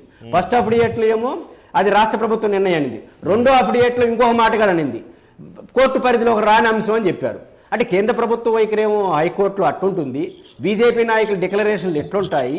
కాబట్టి రాజకీయ పార్టీ నాయకులు చేసే ఉపన్యాసాలు బట్టి నిర్ణయం తీసుకోలేము. నేను అనుకుంటున్న ప్రకారం ఆంధ్రప్రదేశ్ ప్రభుత్వం పాత నిర్ణయానికి కొంచెం అటు ఇటుగా ముందుకెళ్తుంది. అయితే నేనేం కోరుకుంటున్నానంటే రాయలసీమకు రాజధాని కావాలని కోరుకునే వ్యక్తినైనా సరే ఈ విషయం వీలైన తొందరగా ముగించాలి. రాజకీయ నిర్ణయంతో ముగిసిపోవాలి. అది 3 రాజధానులు వస్తుందా, ఒకేక రాజధానిగా అమరావతి ఉంటుందా, అది ఏమైనా జరగచ్చు. కానీ తొందరగా ముగిసిపోతే మనం ఫర్దర్ పొలిటికల్ డెసిషన్స్కి వెళ్ళొచ్చు. అలా కాకపోతే 2024లో కూడా రాజధాని రాష్ట్ర రాజకీయాలు జరిగితే అనవసరమైన స్టేల్మేట్ కంటే ఒక నిర్ణయం తీసుకోండి. నేను రాయలసీమలో కార్యక్రమాల మీద దృష్టి పెట్టుకోవచ్చు, అంతేనా? ముగించేస్తే కార్యక్రమాల దృష్టే కాదు, 2024లో ప్రజల అజెండా రావాలి. కరెక్ట్. ప్రజల అజెండా రావాలంటే ఇది నలగకూడదు. ఇది నలిగితే ఏమవుతుంది, ఏరే విషయాలు ముందుకు వస్తాయి. కాబట్టి ఆంధ్రప్రదేశ్ ప్రభుత్వం నేను రాయలసీమలో కావాలని కోరుకుంటా, ఇంకొకరు ఇంకో చోట కోరుకోవచ్చు, అది డిఫరెంట్ ఇష్యూ.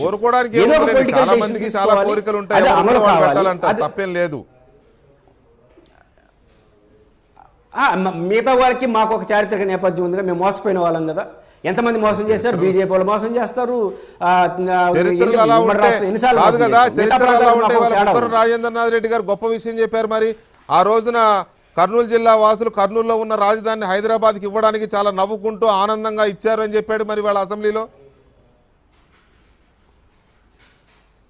నవ్వుకుంటే కాదు, ఒక విశాలాంధ్ర కోసం త్యాగం చేశారని చెప్పాడు. అటు చెప్పలేదు. విశాలాంధ్ర రాష్ట్రం కోసం నగరాన్ని రాయలసీమ 2 సార్లు వారి ఉద్దేశం ఏదైనా కావచ్చు. మా ఉద్దేశంలో 2 సార్లు నగరాన్ని కోల్పోయినాం. చెన్నై నగరాన్ని కోల్పోయినాం, కర్నూలు నగరాన్ని రాజధాని 2 సార్లు కోల్పోయినాం. మేము త్యాగం చేసాం కాబట్టి మాకు ఉండాలని మేము కోరుకుంటాం. జగన్మోహన్ రెడ్డి గారు అదే అన్నాడు కదా, ఇప్పుడు కూడా జగన్మోహన్ రెడ్డి గారు అదే అన్నాడు కదా, 13 జిల్లాల చిన్న రాష్ట్రం అయిపోయింది మనది, కాబట్టి ఇప్పుడు ఒకే రాజధాని రాష్ట్రం మధ్యలో ఉంటే బాగుంటుందని జగన్మోహన్ రెడ్డి గారు ఇందాకే కదా వినిపించాను నేను. ఆయన కూడా అదే అన్నాడుగా. ఇప్పుడు జగన్మోహన్ రెడ్డి గారు చంద్రబాబు నాయుడు గారు ఇద్దరు కలిసే కదా రాష్ట్ర రాజధాని ఎంపిక చేశారు, అమరావతిలో చేశారు కదా. ఆ రోజు నుంచి మేము వ్యతిరేకిస్తున్నాం. జగన్ గారు ఏమన్నారు, చంద్రబాబు గారు మాకు ప్రాతిపదిక కాదు. అప్పుడు వ్యతిరేకించినట్టే అమరావతిని రాజధానిగా ప్రకటించినప్పుడు అసెంబ్లీలో నిర్ణయం తీసుకున్నప్పుడు ఎక్కడ ఎవరు మూల నుంచి ఏ మూల నుంచి కూడా ప్రతిఘటన లేకపోతే ఒక స్టేట్మెంట్ కూడా విన్నట్టు లేదే. అంటే ఒకటి సమస్య ఏముందంటే ఆ ప్రకటన చేసినప్పుడు వెలుగు అని ఒక పత్రిక ఉంది. నేను అన్ని పత్రికలు ఆర్టికల్ పంపించాను, వాళ్ళు ఊరు వేయలేదు. కానీ వెలుగు అనే పత్రిక తెలంగాణ దాంట్లో వేశాను. చంద్రబాబు నాయుడు గారు పెదపాలేరుగా తయారయ్యాడు అమరావతికి, జగన్మోహన్ రెడ్డి గారు చిన్నపాలేరుగా తయారయ్యాడు అని చెప్పి రాశాం. మీరు ఒక్కరు రాశారు, మా గొంతులు చిన్నవి, మాకు మీడియా 50,000 మందితో కర్నూలులో నగరంలో పొలికేక పెట్టారు. అదే సార్, అనంతపురంలో 25 అధికారంలో ఉన్న తెలుగుదేశం పార్టీ నుంచి కానీ లేకపోతే ప్రతిపక్షంలో ఉన్న వైఎస్ఆర్ కాంగ్రెస్ పార్టీ నుంచి కానీ ఎవరూ ఏమీ మాట్లాడలే, ఇతర రాజకీయ పార్టీలు కానీ ఏం మాట్లాడలే.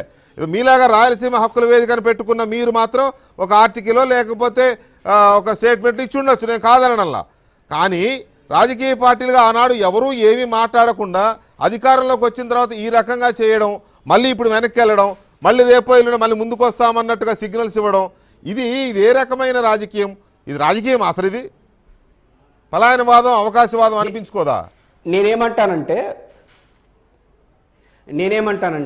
ఇప్పుడు జగన్మోహన్ రెడ్డి గారు వివిధ రూపాల్లో మాట్లాడిన విషయాలు మీరు వీడియో క్లిప్పింగ్ చేశారు. నా రిక్వెస్ట్ ఏంటంటే మీ ఛానల్కి, ఐవీఆర్ కృష్ణారావు గారు ఎవరి రాజధాని అమరావతి అనే పుస్తక ఆవిష్కరణలో పవన్ కళ్యాణ్ గారు, సిపిఎం రాష్ట్ర కార్యదర్శి, సిపిఐ రాష్ట్ర కార్యదర్శి, కాంగ్రెస్ నాయకులు, ఉండవల్లి అరుణ్ కుమార్ గారు వీళ్ళందరూ చేసిన ఉపన్యాసాలను ఒకసారి చూపించండి.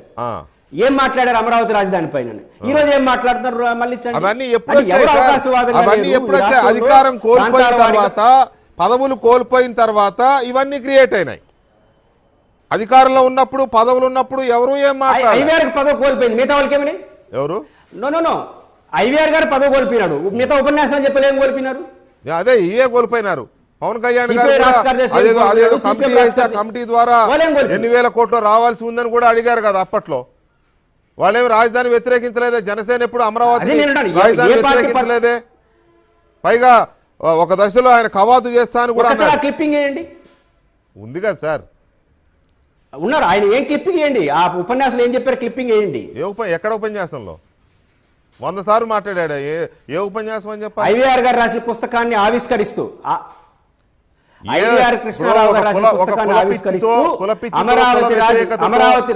కాదు పురుషోత్తమ రెడ్డి గారు, కుల పిచ్చితో, కుల వ్యతిరేకతతో అమరావతి ఒక ఆయన లేకపోతే ఇంకొక ఆయన ఇట్లా ఎవరు రాజధాని పుస్తకాలు రాస్తే ఆ పుస్తకాలను పట్టుకొని మనం ఊగులాడితే అలాంటి వాళ్ళకి మన ప్రోగ్రెసివ్ వాదులకి ఏమీ తేడా ఉంటుంది? ఇంకా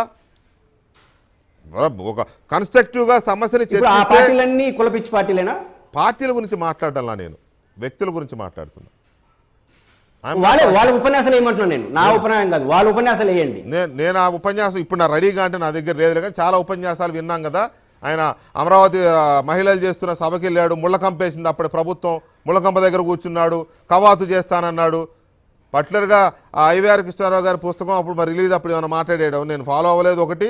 పైగా ఆ పుస్తకం మీద మాకు అంత పెద్ద ఒపీనియన్ కూడా లేదు. అది నిజానికి ఇప్పటికిప్పుడంటే నేను రెడీగా తీయలేను కూడా. అంటే అని ఉండొచ్చు, మీరు అన్నట్టుగా అంటే అని ఉండొచ్చు. ఏ రోటి కాడ పాట ఆ రోటి కాడ కొన్ని సందర్భాల్లో పాడిన సందర్భాలు ఉన్నాయి. ఒక దశలో కర్నూలులో కూడా అలాంటి మాట ఏదో జారినట్టుగా నాకు గుర్తుంది. కర్నూలు సభకు వచ్చి ఏదో సభ సంభో. ఎనీవే, ఈ ప్రభుత్వం ఇప్పుడు తీసుకున్న ఈ నిర్ణయం మీద రకరకాల ఒపీనియన్స్ ఉన్నాయి. శ్రీనివాసరావు గారు, మీరు ఉద్యమంలో నడుస్తున్నారు. ఈ ఉద్యమంలో మీ అల్టిమేట్ గోల్ ఒకటే, రాష్ట్రంలో ప్రశాంతంగా ఉండాలి, అన్ని ప్రాంతాలు డెవలప్ అవ్వాలి, డెవలప్ అవుతూ అమరావతి రాజధానిగా పరిణమిల్లాలి. ఇది అమరావతి రైతులు చేస్తున్న పాదయాత్ర యొక్క ముఖ్యమైన ఉద్దేశం. ఇవాళ ప్రభుత్వం తీసుకున్న ఈ నిర్ణయం ఆ బిల్లులు ప్రవేశపెడుతూ చెప్పిన మాటలు చూసినప్పుడు శ్రీనివాసరావు గారు మీకేమనిపించింది?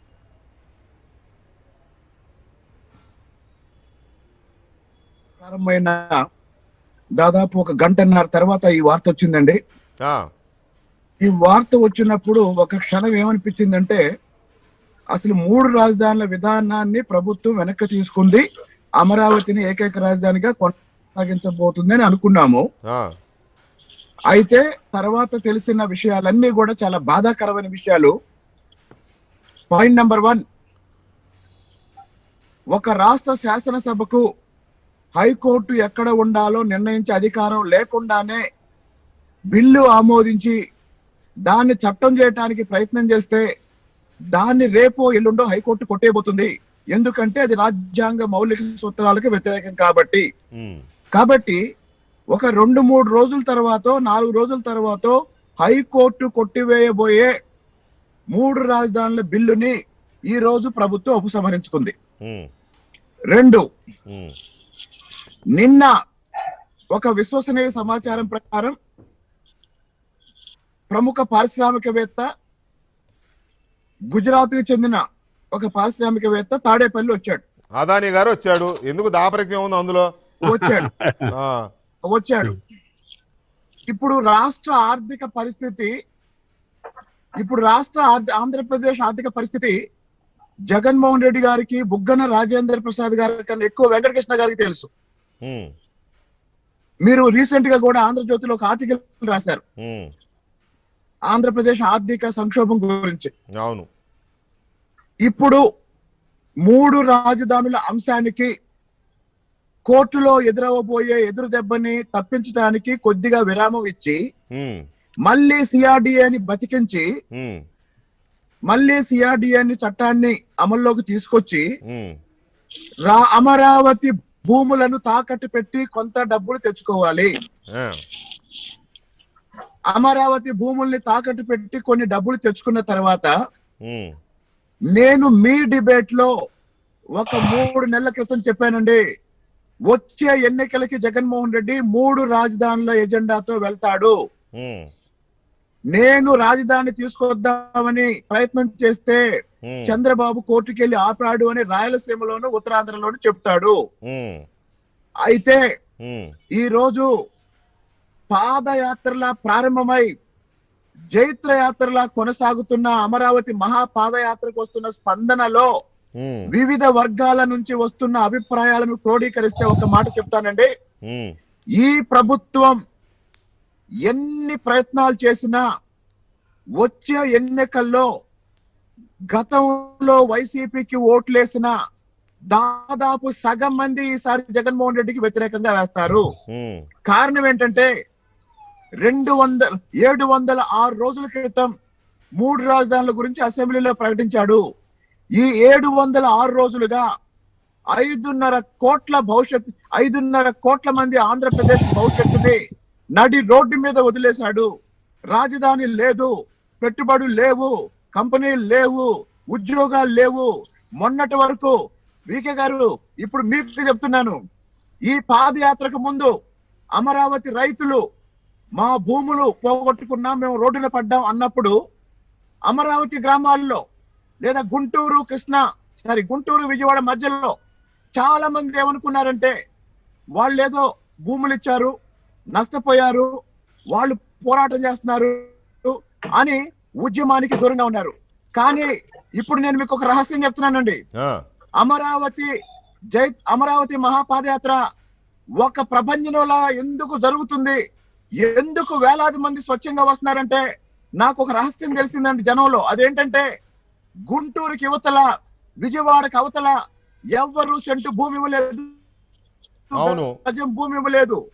కానీ ఆ ప్రజలందరూ మా పిల్లలకు ఉద్యోగాలు ఎందుకు రాలేదు, మా ప్రాంతంలో అభివృద్ధి ఎందుకు లేదు, ఈ రాష్ట్రానికి పెట్టుబడులు ఎందుకు లేవు అంటే మీకు రాజధాని గ్రామాల బయట ప్రజలందరికీ ఒకే అభిప్రాయం ఉంది, మన రాజధానిని ఆపేశారు, అభివృద్ధిని ఆపేశారు, మన పిల్లల భవిష్యత్తును దెబ్బతీస్తున్నారు. గుర్తుపెట్టుకోండి, రాజధాని గ్రామాల్లో రైతులు మేం భూములు ఇచ్చాం, రోడ్డున పడ్డాం అన్నప్పుడు భూములు ఎవరు వాళ్ళు ఏమనుకున్నారంటే ఇది వాళ్ళ సమస్య అనుకున్నారు. కానీ ఆ గ్రామాల బయట ఎవరు భూముల గురించి ఆలోచించట్లేదు, ఎవరు ఇతర ప్రయోజనాల గురించి ఆలోచించట్లేదు. ఒకటే ఆలోచిస్తున్నారు, మనకి అభివృద్ధి చెందిన రాజధాని లేకపోవటం రాష్ట్రానికి నష్టం. మీరు గమనించండి వెంకటకృష్ణ గారు, రాజధాని గ్రామాల బయట ప్రజలందరిది ఒకటే అభిప్రాయం, మనకు అభివృద్ధి చెందిన రాజధాని కావాలి. ఎప్పుడైతే అభివృద్ధి అనే పాయింట్ ని ప్రజలందరూ, సాధారణ వ్యవసాయ కూలీలు కూడా అమరావతి అభివృద్ధి చెందితే మా పిల్లలకు ఉద్యోగాలు వస్తాయని అభిప్రాయపడుతున్నారండి. కాబట్టి ఎందుకు మహాపాదయాత్రలో ఉప్పినలా జనం వస్తున్నారంటే వాళ్ళ ప్రాంతంలో అభివృద్ధి లేకపోవటానికి అమరావతిని ఆపేయటం కారణమని వాళ్ళు అనుకుంటున్నారు. వాళ్ళ పిల్లలకి ఉద్యోగాలు రాకపోవటానికి అమరావతి నిర్మాణాన్ని ఆపేయడమే రాష్ట్రంలోని మిగతా ప్రాంతాల అభివృద్ధి ఆగిపోవడానికి కారణం అని చెప్పి నమ్ముతున్నారు ప్రజలు, అంతేనా? ప్రతి ఊర్లో నమ్ముతున్నారండి, అన్ని పార్టీల వాళ్ళు. రైట్ ఒక్క నిమిషం శ్రీనివాసరావు గారు, ఒక్క నిమిషం. అసలు అభివృద్ధి వికేంద్రీకరణ జరగాల్సిన పరిస్థితుల్లో పరిపాలనా వికేంద్రీకరణ పేరుతో రాజధానుల్ని ముక్కలు చేసిన ఈ ప్రభుత్వం ఆంధ్రప్రదేశ్ని ఏ రకంగా ముందుకు తీసుకెళ్ళింది, అసలు ముందుకు తీసుకెళ్ళిందా, వెనక్కి నెట్టేసిందా? అభివృద్ధి వికేంద్రీకరణ అంటే ఏంటి, గత ప్రభుత్వ హయాంలో ఏం జరిగింది, ఈ ప్రభుత్వం వచ్చిన తర్వాత ఏం చేసింది, రాజధానులు వస్తే అభివృద్ధి వస్తుందా, ఒకవేళ అదే నిజమైతే ఇంత వ్యతిరేకత ఎందుకు వచ్చింది, అల్టిమేట్గా జరగబోతున్నది ఏంటి, ఈ అంశాలు కూడా right. Welcome back to the debate. రాజధాని లేకపోతే ఇంకొకట, ఒక రాజధానిలా 30 రాజధానిలా, లేకపోతే ఇంకోటి నగరాలు, ఇవన్నీ కాసేపు పక్కన పెడితే అభివృద్ధి, కుటుంబాల అభివృద్ధి, వ్యక్తుల అభివృద్ధి, గ్రామాల అభివృద్ధి, పట్టణాల అభివృద్ధి, నియోజకవర్గాల అభివృద్ధి, జిల్లాల అభివృద్ధి, ఓవరాల్గా రాష్ట్ర అభివృద్ధి, ఇది ఎవరైనా కోరుకుంటారు. నువ్వు ఏం కింద పడతావా, మీద పడతావా, లేకపోతే ఇంకోటి చేస్తావా అనవసరం. కానీ ఆ పేరు చెప్పి ఈ పేరు చెప్పి ఏమీ చేయకుండా మభ్యపెడుతూ ఒక మత్తులో ఉండేలాగా ప్రజల్ని మాయ చేస్తూ ఉంటే ఏదో ఒక రోజున బయటపడిపోతుంది మనం ఎక్కడ మోసపోతున్నాం, మనం ఏం కోల్పోతున్నాం అనేది డెఫినెట్గా ప్రజలకు అర్థమైపోతుంది. బహుశా శ్రీనివాసరావు గారు చెప్పిన పాయింట్ అదే.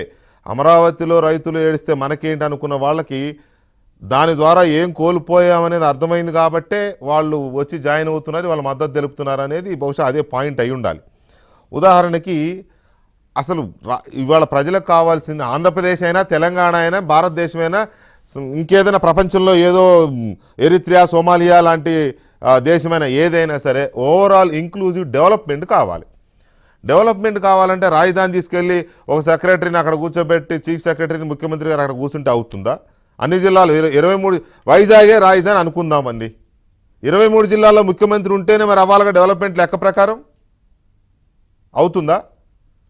అలా కాకుండా ముఖ్యమంత్రి ఏదో ప్లేస్లో ఉండి డెవలప్మెంట్ కనుక చక్కగా చేయడం ముఖ్యం కదా. ఆ పని ఈ 2.5 సంవత్సరాల్లో ఏం చేశారు? This is basic question I'm asking.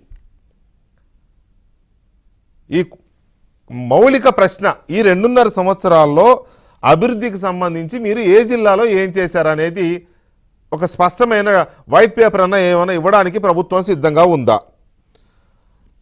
2014 నుంచి 2019 వరకు, అంటే 2018 వరకు ఆంధ్రప్రదేశ్లో ఎన్డీఏ ప్రభుత్వం అధికారంలో ఉంది, అంటే బీజేపీ టీడీపీ జాయింట్ ప్రభుత్వం. లాస్ట్ దాదాపు 1 ఇయర్ వాళ్ళు విడిపోయారు, అయినా అది అప్పటికే డెవలప్మెంట్స్ ప్రాజెక్ట్స్ నడుస్తున్నాయి కాబట్టి అయిపోయింది.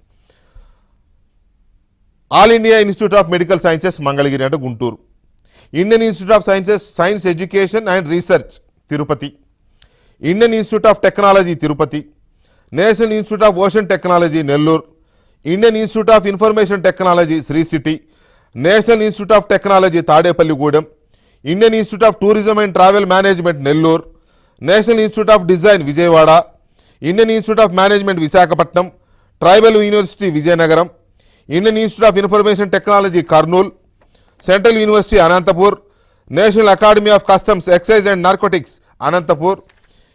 అప్పుడున్న ప్రభుత్వం ఈ ఇన్స్టిట్యూట్ అన్నిటి మంగళగిరిలోనో, ఈ ఇన్స్టిట్యూట్లన్నింటినీ అమరావతిలోనో, లేకపోతే ఎవరి రాజధానో లేకపోతే ఇంకోటో అన్నారు కదా, అక్కడో పెట్టొచ్చుగా, జిల్లాకు ఒకటి ఎందుకు పెట్టారు?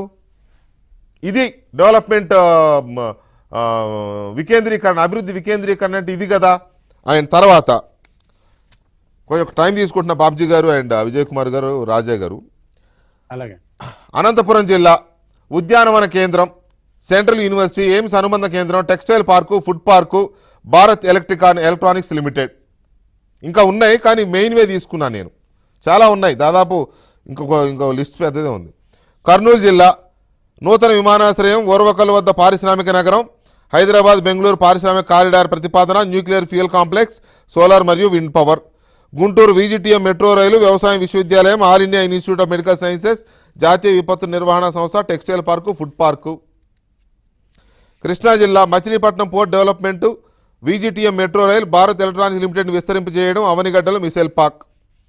విశాఖపట్నం జిల్లా మెగా సిటీ, అంతర్జాతీయ విమానాశ్రయం, VCIC పారిశ్రామికవాడ, metro rail, Indian institute of management, innovative and incubation hub, railway zone. Srikakulam జిల్లా భావనపాడు, కళింగపట్నం పోర్ట్లు, నూతన ఎయిర్పోర్టు, వంశధార నాగవల్లిపై ఉన్న ఇరిగేషన్ ప్రాజెక్టు పూర్తి చేయడం, ఓపెన్ యూనివర్సిటీ. చిత్తూరు జిల్లా Kuppam airport, Indian institute of science education మరియు research, mega food park, metro rail, IT హబ్గా తిరుపతి. కడప జిల్లా స్టీల్ ప్లాంటు, పారిశ్రామిక smart city, food park, Urdu university, solar power and wind power.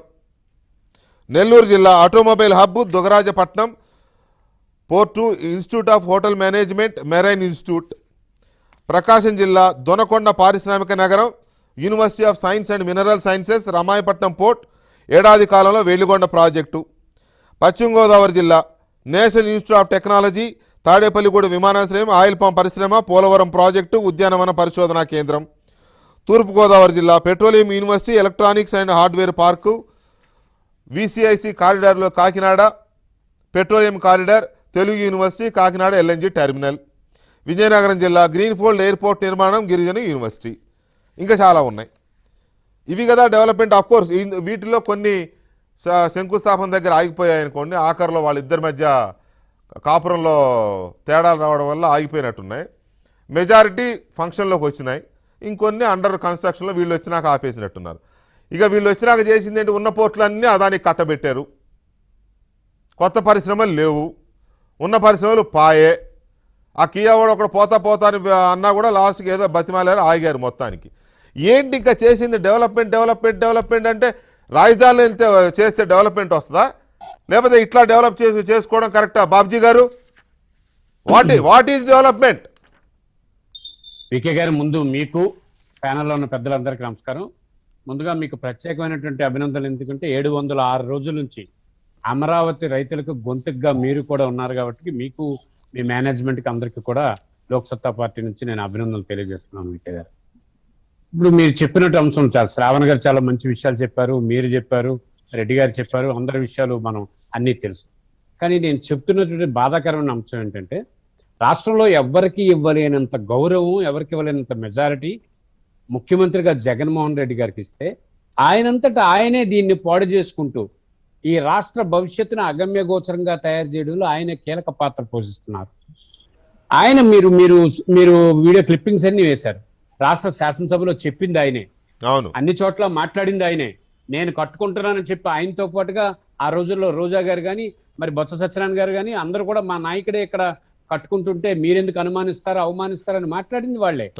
అట్లాగే మనకి రాజధానితో పాటుగా 3 ప్రాంతాలు అభివృద్ధి చెందాలి. ఎస్, మాలాంటి వాళ్ళని గ్యారంటీగా అభివృద్ధి చెందాలని అంటాం, మీరు కానీ నేను కానీ అందరమే. ఇప్పుడు చంద్రబాబు నాయుడు గారు శాసనసభలో చెప్పినటువంటి ప్రతి ఒక్క లిస్టు కూడా మీరు చదివారు. ఆ రోజుల్లో మేము కూడా ఆ లిస్టు పట్టుకొని చంద్రబాబు నాయుడు గారు మీరు ఇచ్చిన హామీలు అమలు చేయాలని చెప్పి గొడవ చేసిన సందర్భాలు ఉన్నాయి, నో డౌట్ అబౌట్ ఇట్. ఎవరైనా కావాల్సింది. అయితే ఈ పరిపాలన వికేంద్రీకరణ, అభివృద్ధి వికేంద్రీకరణ పేరు పైన ఉత్తరాంధ్రలో రాజధాని పెడతామని అసలు ఇక్కడ భూములు లేకుండా చేసి పారేశారు. గడిచిన 2 సంవత్సరాలుగా వీళ్ళు చేసిన పని ఏంటి అంటే, ఇప్పుడు మిగిలినవి 2, అగనంపూడి హాస్పిటల్, KGH, విమ్స్, మిగతా అన్ని తనఖా పెట్టేశారు. మరి ఇంకేం మిగులుతుంది మీరు రాజధాని తీసుకొచ్చి? రాజధాని పేరుతో జరిగింది ఏంటి అంటే రియల్ ఎస్టేట్ వ్యాపారం. ఈ వ్యాపారం ఎవరు చేశారు అని అంటే, అదే పరిపాలన వికేంద్రీకరణ, అభివృద్ధి వికేంద్రీకరణ అని చెప్పి రాజకీయ వికేంద్రీకరణ చేసి కొంతమంది పెద్దలు తీసుకొచ్చారు. అక్కడికి తీసుకొచ్చి వాళ్ళ చుట్టూ వ్యాపారాన్ని తిప్పారు. ఇంతకు తప్పితే ఎక్కడ రాయలసీమలో కానీ ఉత్తరాంధ్రలో కానీ ఏ రకమైన ప్రయోజనం 2.5 సంవత్సరాల్లో జరిగిన పాపాన పోలేదు. నేను ముఖ్యమంత్రి గారిని మనం మాట్లాడిన మాట కోసమే నేను కూడా ఇంకొకసారి ఆలోచన చేస్తాను. ఆయన పెద్ద మనిషిగా పెద్ద మనసుతో 2 ప్రాంతాల్లో విభేదాలు సృష్టించడం నాకు ఇష్టం లేదు, అందుకే నేను అమరావతిని రాజధానిగా ఒప్పుకుంటున్నానని చెప్పారు ఆయన. మరి ఇప్పుడు ఈ రోజు మీరు ఏం చేస్తున్నారు? ప్రాంతాల మధ్య విభేదాలే కదా ఇవి, వ్యక్తుల మధ్య విభేదాలే కదా ఇవి, తర్వాత కావాలనే కదా. పోనీ పైపచ్చి ఇప్పుడు ఈ 2.5 సంవత్సరాల్లో చేయగలిగేది ఏముంది? ఎంతో మంది లీగల్ ఎక్స్పర్ట్స్, ఎంతో మంది సమాజ అభివృద్ధి కోసం ఆలోచించేవాళ్ళు ఇది సాధ్యం కాదు, అనవసరంగా పొట్టేళ్ళి కొండని ఢీకొడుతుంది అని చెప్తున్నారు. ఇది వాస్తవా కదా? తర్వాత ఈరోజు ఎంత డ్యామేజింగ్ స్టేట్మెంట్ మీరు శ్రవణ్ గారు క్లియర్గా చెప్పారు. ఇంతమంది మెగ్నానమస్ ఐఏఎస్ ఆఫీసులు ఈ రాష్ట్రంలో ఉంటే వాళ్ళు తయారు చేసినటువంటి రూపకల్పన చేసిన విధానాన్ని ఇందులో లోపాలు ఉన్నాయని చెప్తే తల దించుకోవాలి కదండి అధికారులంతా. మరి ఇప్పుడు ఆ అధికారులే కదా కొనసాగుతున్నారు, మరి రేపు మీరు వాళ్ళతోటే కదా తయారు చేయిస్తారు. అంటే మీరు ఏ అధికారులని మీరు ఏ రకమైన సంకేతం ఇవ్వగలిగారు? ఇప్పుడు రాష్ట్రంలో జరుగుతున్నటువంటి పరిణామాలు ఏంటి? కాబట్టి ముఖ్యమంత్రి గారు వీడి రెండింటికి సమాధానం చెప్పాలి. రాష్ట్ర శాసనసభలో ఆయన చెప్పిన మొట్టమొదటి మాట ప్రాంతాల విభేదాలు పెట్టనని. రెండోది ఈ రోజేమోని ఇచ్చినటువంటి సిఆర్డీ బిల్లులో కొన్ని టెక్నికల్ ప్రాబ్లమ్స్ ఉన్నాయని. అంటే టెక్నికల్ ప్రాబ్లమ్స్ బాధ్యత ఎవరిని చేస్తారండి? మరి ఎవరైనా టెక్నికల్ ప్రాబ్లం అలా జరగడానికి కారణం ఎవరైనా అడిగితే ముఖ్యమంత్రి గారు ఏం సమాధానం చెప్పారు? ప్రజలే బాధ్యులు, ప్రజలే బాధ్యత వహించాలి. కాదండి, ప్రజలే బాధ్యత వహించి తమ పదవులకు రాజీనామా చేయాలి. కాదండి, ప్రజాప్రతినిధులు ఏం చేస్తారు? వీళ్ళు ఏం చేయరు, ఎంజాయ్ చేస్తారు పదవుల్ని. సార్ బొత్స సత్యనారాయణ గారు మాట్లాడుతున్నది ఏంటి? పెద్దిరెడ్డి రామచంద్రరావు గారు ఏమంటున్నారు ఆ రోజు? ఇప్పుడు అదేమోని ట్రైలరు, ఇది ఇంటర్వెల్లే, సినిమా వేరేగా ఉంటుందా? సినిమా ఏముంటదండి, ఇదే గాని ఉండేలా ఉంటే మీకు శుభం కార్డు పడిపోతుంది అనుకుంటున్నారు ఆయన. ఈ రోజు జనం 2.5 సంవత్సరాలు మనం ఈ రాష్ట్రం భారతదేశంలో ఉన్న ఇతర రాష్ట్రాల సరసన అద్భుతంగా ఉండాల్సిన రాష్ట్రం.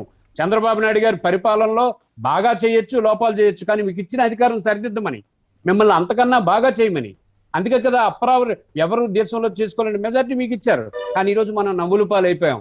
1 మీ బాబాయ్ గారి మర్డర్ విషయంలో, 2 నేను చంద్రబాబు నాయుడు గారి కుటుంబం విషయంలో, 3 ఈ రోజు మనం అక్కడ మురిగిపోతున్న ప్రజలను ఆదుకోలేని పరిస్థితిలో, 4 అత్యంత బాధాకరమైనటువంటి అంశం మీరు ఈరోజు విత్డ్రా అవ్వడం. ఈ విత్డ్రా అవ్వడం వెనక జరుగుతున్న పరిణామాలు మీ మంత్రులకు తెలుసు, మీ ఎమ్మెల్యేలకు తెలుసు, అదే పాత్రికేయులకు తెలుసు, అడ్వకేట్లకు తెలుసు, రాజకీయ పార్టీలకు తెలుసు. ఈరోజు రాష్ట్రంలో అన్ని రాజకీయ పార్టీలు అమరావతి రైతులకి 706 రోజులు వాళ్ళు చేస్తున్న మహాపాదయాత్ర ఈ రోజుకి వాళ్ళకి అండగా ఉంటే మీరు ఎందుకు అఖిలపక్షం ఏర్పాటు చేయలేరు? చంద్రబాబు చేసిన మిస్టేకే మీరెందుకు చేయాలి? అందుకే నేను ముఖ్యమంత్రి గారిని అడుగుతున్నాను. మీరు మాట తప్పను, మడమ తిప్పను, వెనక్కి పోను అని చెప్తున్నారు. మీ వెనకాతల బొత్స సత్యనారాయణ గారు 10 సార్లు చెప్పారు 3 ప్రాంతాలకి కట్టుబడి ఉన్నా, 3 డివిజన్స్కి కట్టుబడి ఉన్నా ఉంటున్నారు, 3 రాజధానులకి కట్టుబడి ఉన్నా ఉంటున్నారు. ఎస్, నేను అడుగుతున్నాను, అయ్యా మంత్రి బొత్స సత్యనారాయణ గారు, మీరు మీ ముఖ్యమంత్రి గారు మీరంతా కలిపి అఖిలపక్షాన్ని పిలవండి. మీరు ఎంత డైనమిక్ గా చేయాలనుకుంటున్నారో ఆ డైనమికిజాన్ని బయట పెట్టండి. గతంలో చంద్రబాబు చేసే తప్పు అంటున్నారు, మరి మీరు ఎందుకు చేస్తున్నారో తప్పు? ఇంకొక మాట వీకే గారు, మీరు శ్రవణ్ గారు ఉన్నారు, మీరందరూ ఆలోచించాలి. అసలు అసెంబ్లీ జరుగుతూ ఉంటే బిఎస్సిలో ఈ మాట ఎందుకంటే చర్చించరు?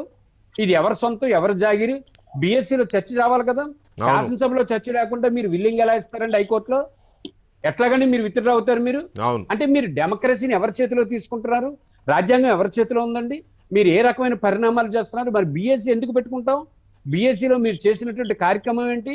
మీరు ఏ రకమైనటువంటి ఆమోదం తెలుపుదామని చెప్పి బిఎస్సిలో మీరు పర్మిషన్ తీసుకున్నారు? అంటే అన్నీ కూడా మీకు నచ్చినట్టు, మీరు అనుకున్నట్టు మీరు చేస్తున్నట్టే.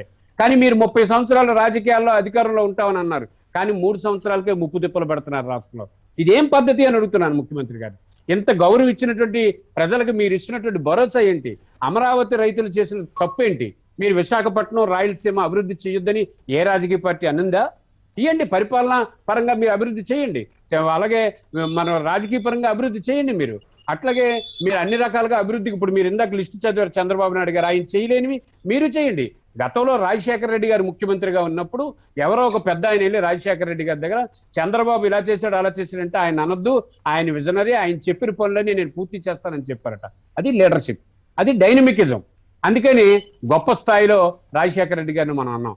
మీకు అధికారం ఇచ్చిన తర్వాత మీరు ఈ రకమైనటువంటి పరిపాలన చేస్తే మనం ఏ రకం, ఇప్పుడు మనం ఈ రాష్ట్రంలో యువత ఏంటండి, ఇప్పుడే మన పెద్దలు చెప్పారు పాదయాత్రలో ఉంటూ, ఆయన గొప్ప మాట చెప్పారు. అసలు ఈ పాదయాత్రకి ఎందుకు ఆదరణ లభిస్తుంది అంటే చుట్టుపక్కల ఉన్నటువంటి గ్రామాల ప్రజలు తండోపతండాలుగా వస్తున్నారండి. ఆ పరిస్థితి రాష్ట్రం అంతా ఉంది. ఆ పరిస్థితి రాష్ట్రంలో ఉంది. ఇక్కడ పెద్ద ఆయన విశాఖపట్నంలో ఒక సమావేశం ఏర్పాటు చేసి పాదయాత్ర పెట్టండి, విశాఖపట్నంకి రాజధాని కావాలని అంటే మనం ఎవరు అండి, ఎలాంటి వాళ్ళు అండి? ఆంధ్రప్రదేశ్లో గొప్ప మనసు ఉన్నటువంటి రాయలసీమ కానీ లేకపోతే ఉత్తరాంధ్ర కానీ కోస్తాంధ్రలో కానీ ఎవరు చేత్తో ఎవరి కళ్ళు పొడుచుకుందాం అనుకునే సమాజం కాదు. అందరూ ఒకరు బాగోవరని చూసేవాళ్ళమే. కానీ లేనిపోని పొరపచ్చాలు మీరు పెట్టారు. నేను అందుకే చూడండి, గతంలో కాంగ్రెస్ పార్టీ December 9 చేసింది ఏ పని చేసింది? ఎన్నిసార్లు తెలంగాణ విషయం చెక్కలు తిప్పింది. ఈ రోజు ముఖ్యమంత్రి గారు కూడా అలాగే ముందుకెళ్ళి వెనక్కి వెళ్ళి పక్కకొచ్చి ఇటు తిరిగితే ఆయన వచ్చే రిజల్ట్ కూడా అటువంటిదే. కాబట్టి ఇది కరెక్ట్ కాదు. గడిచిన 2.5 సంవత్సరాలుగా విశాఖలో రాయలసీమలో ఎంత అభివృద్ధి చేశారో ఒక వైట్ పేపర్ ఇవ్వగలరా? శాసనసభలో ప్రకటించగలరా ఈ అభివృద్ధి చేశామని? ఇది చెప్పలేనటువంటి పరిస్థితిలో రాష్ట్ర ప్రభుత్వం ఉన్నప్పుడు మీరు అమరావతి రాజధాని ఇష్యూనే పట్టుకొని మీరు కానీ చంద్రబాబు నాయుడు గారు కానీ అపారమైనటువంటి శక్తి ఉన్నటువంటి 2 వ్యక్తులు కలిస్తే పక్కనున్న స్టాలిన్ గారిని చూడండి. మనం ఎంత ముచ్చటేస్తుందండి పరిపాలన అంటే. ఈ రోజు ఈ రాష్ట్రాన్ని చూసి ఎంతమంది నవ్వుకుంటున్నారు? జాతీయ స్థాయిలో ఎంత నవ్వులు పాలైపోయాం మనం. ఆంధ్రప్రదేశ్ అంటే స్టాల్వర్డ్స్ ఎంత గొప్ప వ్యక్తులండి. ఈ దేశానికి ఒక మార్గం చూపించినటువంటి వ్యక్తులు. అటువంటిది మీరే చెప్పారు విస్తృత విశాల ప్రయోజనాలని. ఏజెండి ఎక్కడున్నాయి విస్తృత విశాల ప్రయోజనాలు? ఎవరి ప్రయోజనాలు? ఇది వ్యక్తుల ప్రయోజనాలు. ఇది విస్తృత ప్రయోజనాలు కాదు, విశాల ప్రయోజనాలు కాదు, రాజకీయ ప్రయోజనాలు. ఈ రెండింటినీ అటు కాకుండా ఇటు అన్వయిస్తున్నారు. మంత్రులు కూడా దబాయింపులు. మరి నాకు ఈరోజు బొత్స సత్యనారాయణ గారు మాట్లాడుతుంటే ఆ జర్నలిస్టులతోటి నువ్వు చూసావా, నువ్వు ఉన్నావా, నేను చెప్తున్నాను అది శ్మశానమే, నేను కన్ఫర్డ్ అయ్యాను అంటే మరి మీరు శ్మశానంలో ఒక రకంగా అనుకున్నది జరగనప్పుడు వచ్చిన ఆవేశంలో వచ్చే మాటలు అదండి. ఆయన కన్సర్న్ మంత్రిగా ఏ రోజైనా రైతు సమావేశాలు నిర్వహించారా? పోనీ ముఖ్యమంత్రి కాదండి. నేను ఒక మాట అడుగుతున్నా మిమ్మల్ని, అంటే మీరు ఆ జిల్లా వాసులు కాబట్టి పక్క జిల్లానే అక్కడే కాబట్టి మీరు కానీ విజయ్ కుమార్ గారు కానీ వైజాగ్ ఎగ్జిక్యూటివ్ క్యాపిటల్ ఇదిగో వెళ్ళిపోతాం అదిగో వెళ్ళిపోతాం మాట్లాడారు కదా. సరే కోర్టులో కేసు ఉంది వెళ్ళొద్దన్నారు, అది పక్కన పెడదాం. కానీ ఇదిగో ఇది సెక్రటేరియట్, ఇదిగో ఈ స్థలం సెక్రటేరియట్కి, ఇదిగో ఈ స్థలం పలానా ఆఫీస్కి, ఈ స్థలం క్యాంప్ ఆఫీస్కి, ఈ స్థలం రాజ్భవన్కి అని ఏమన్నా మార్కింగ్ చేశారా? ఏమన్నా ఉందా చెప్పడం తప్ప? భోగాపురం అని ఒకళ్ళు, అదే భీమిలి అని ఒకళ్ళు, వాళ్ళ ఇష్టం అట్లా చెప్పి రేట్లు పెంచుకోవడం తప్ప. అది కాదు వెంకటకృష్ణ గారు, అసలు ఇంకొక మాట మీరు మర్చిపోతున్నారు. ఇక్కడ మాకు ఒక సూపర్ సీఎం, మళ్ళీ ఒక సూపర్ సీఎం ఇక్కడ ఇప్పుడు ఉన్నటువంటి సత్యనారాయణ గారికి ఆ సూపర్ సీఎం కి మధ్య తేడా. అలా ఉత్తరాంధ్రలో రాజకీయ నేతలు బోల్డ్ మంది ఉన్నారు, వాళ్ళు ఎవరు మాట్లాడే పరిస్థితి లేదు. ఇక్కడ ఈ ఉత్తరాంధ్రకి ఏం కావాలన్న దానిపైన మా సోదరుడు విజయ్ కుమార్ ఉన్నారు, చెప్తారు. నేనే చెప్తున్నాను, విజయనగరం, విశాఖపట్నం, శ్రీకాకుళం జిల్లాలో ఏటికొప్పాక, తాండవ, అనకాపల్లి, చోడవరం, భీమసింగి, ఆంధ్రవలస ఫ్యాక్టరీలు ఉన్నాయి. ఆంధ్రవలస గతంలో అమ్మి పారేశాం. ఇప్పుడు ఏటికొప్పాక, తాండవ ఆగిపోయింది, అనకాపల్లి తిరిగే పరిస్థితి లేదు, భీమసింగిని ఆపేశారు. దీనికోసం మాట్లాడడానికి మంత్రి కమిటీలో 2 ఉన్నారు. ఒకరు కన్నబాబు, 2 బొత్స సత్యబాబు, మరోవైపు గౌతమ్ రెడ్డి. వాళ్ళిద్దరూ మాట్లాడరు. ఒక్క నిమిషం బాబ్జీ గారు, ఒక్క నిమిషం. విజయ్ కుమార్ గారు, ఇవాళ ప్రభుత్వం చేసిన ప్రకటనలో విశ్వసనీయత అంటే మళ్ళీ వచ్చే ఏదో పెడతా ఉన్నారు కదా, అందరికీ ఆమోదయోగ్యమైన మంచి బిల్లు పెడతాం దాంతో వస్తాం అన్నారు కదా, దాంట్లో అమరావతి రాజధానిగా ప్రకటిస్తారనే విశ్వసనీయత మీకు కనిపిస్తోందా జనసేన పార్టీకి? లేకపోతే మళ్ళీ ఏదో తిరగాసు పెట్టి ప్రజల మధ్య గతంలో ప్రతిపక్షంలో ఉన్నప్పుడు ప్రాంతీయ విద్వేషాలు వద్దు అని ఏ నోటితో అన్నారో ఆ ప్రాంతీయ విద్వేషాలకి ఆజ్యం పోసే విధంగా ఉంటుంది అనుకుంటున్నారా? వెంకటకృష్ణ గారు, మీకు అలాగే ప్యానల్లో ఉన్న పెద్దలకి, ఏబిఎన్ వీక్షకులకి అందరికి కూడా నమస్కారం అండి. వాస్తవానికి వెంకటకృష్ణ గారు, మనం చాలా అసలు అంటే నాకు ఎందుకంటే హాస్యాస్పదంగా ఉంది. ఆయన ఆడిస్తుంటే మనం ఆడుతున్నామేమో అని. సరే, నేనైతే స్ట్రైట్ గా అడుగుతున్నా. ఏం సార్ నేను అడుగుతున్నా, ఇదే జగన్మోహన్ రెడ్డి గారికి పోనీ ఫర్ టైం బీయింగ్ 3 రాజధానులు అన్నావు కదా, 3 రాజధానులు నిన్నెవరు ఆపలేదు కదా, సరే 3 రాజధానులు డెవలప్ చెయ్యు. మరి అమరావతి ఈరోజు శ్మశానం అంటున్నారు. ఈరోజు లేటెస్ట్గా ఇచ్చిన స్టేట్మెంట్లో ఎవరైతే ముఖ్యమంత్రి గారు అమరావతికి నేను వ్యతిరేకం కాదు అన్నారు. అమరావతి కూడా లెజిస్లేటివ్ క్యాపిటల్ అన్నప్పుడు అక్కడ లెజిస్లేటివ్ క్యాపిటల్కి కావాల్సిన అసెంబ్లీ కానీ ఇవన్నీ ఉన్నాయి.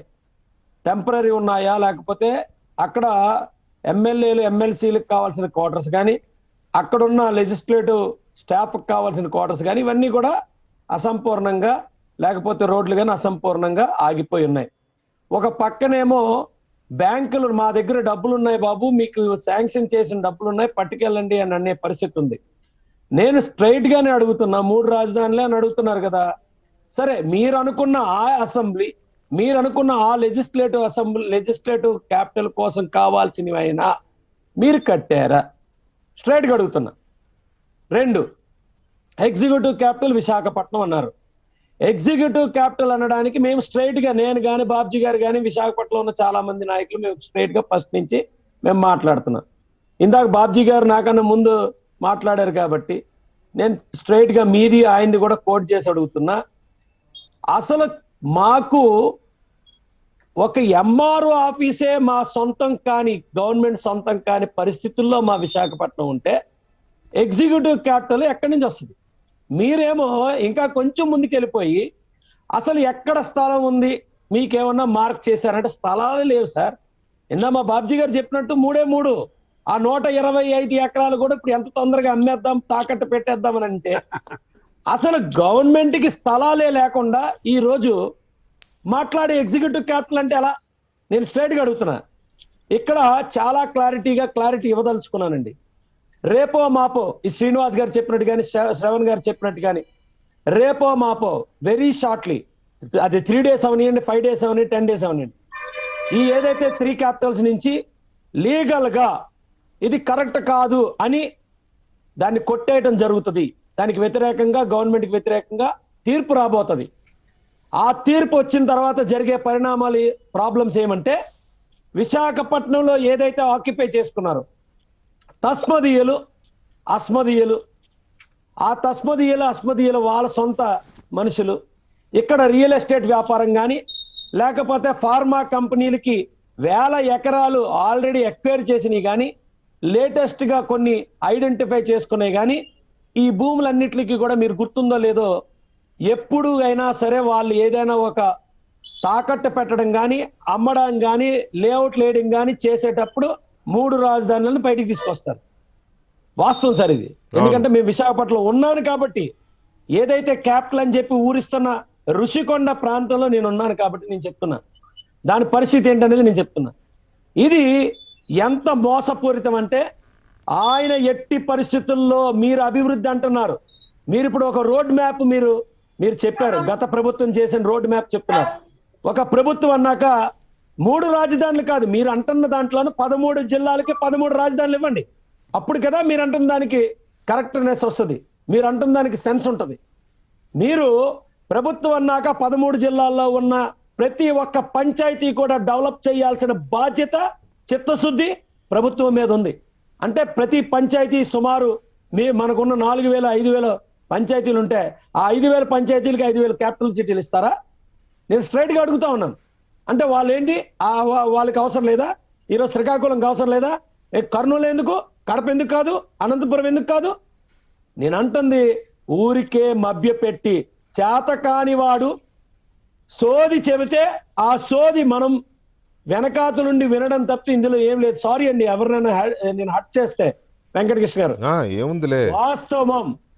ఇక్కడ భూమి ఏదైతే ఉందో మాన్సాస్ ట్రస్ట్, సింహాచలం భూములు, అదే విధంగా వీళ్ళు ఆక్యుపై చేసిన భూములు, వీళ్ళు చేసుకుంటున్న భూములు, ఇవన్నిటి దగ్గర నుంచి డబ్బు బాగా విపరీతంగా వాళ్ళకి, వాళ్ళ ఏదైతే వ్యక్తులు ఉన్నారో వాళ్ళందరికీ కూడా ఫుల్గా డబ్బులు రావటం కోసం ఇప్పటికిప్పుడు వాళ్ళకేమైనా ఈ 3 రాజధానుల మీద ఏమైనా స్టేట్మెంట్ వస్తే, ఏదైనా తీర్పు వస్తే అది బంగాళాఖాతంలో కలిసిపోద్ది వాళ్ళ ఆశలన్నీ.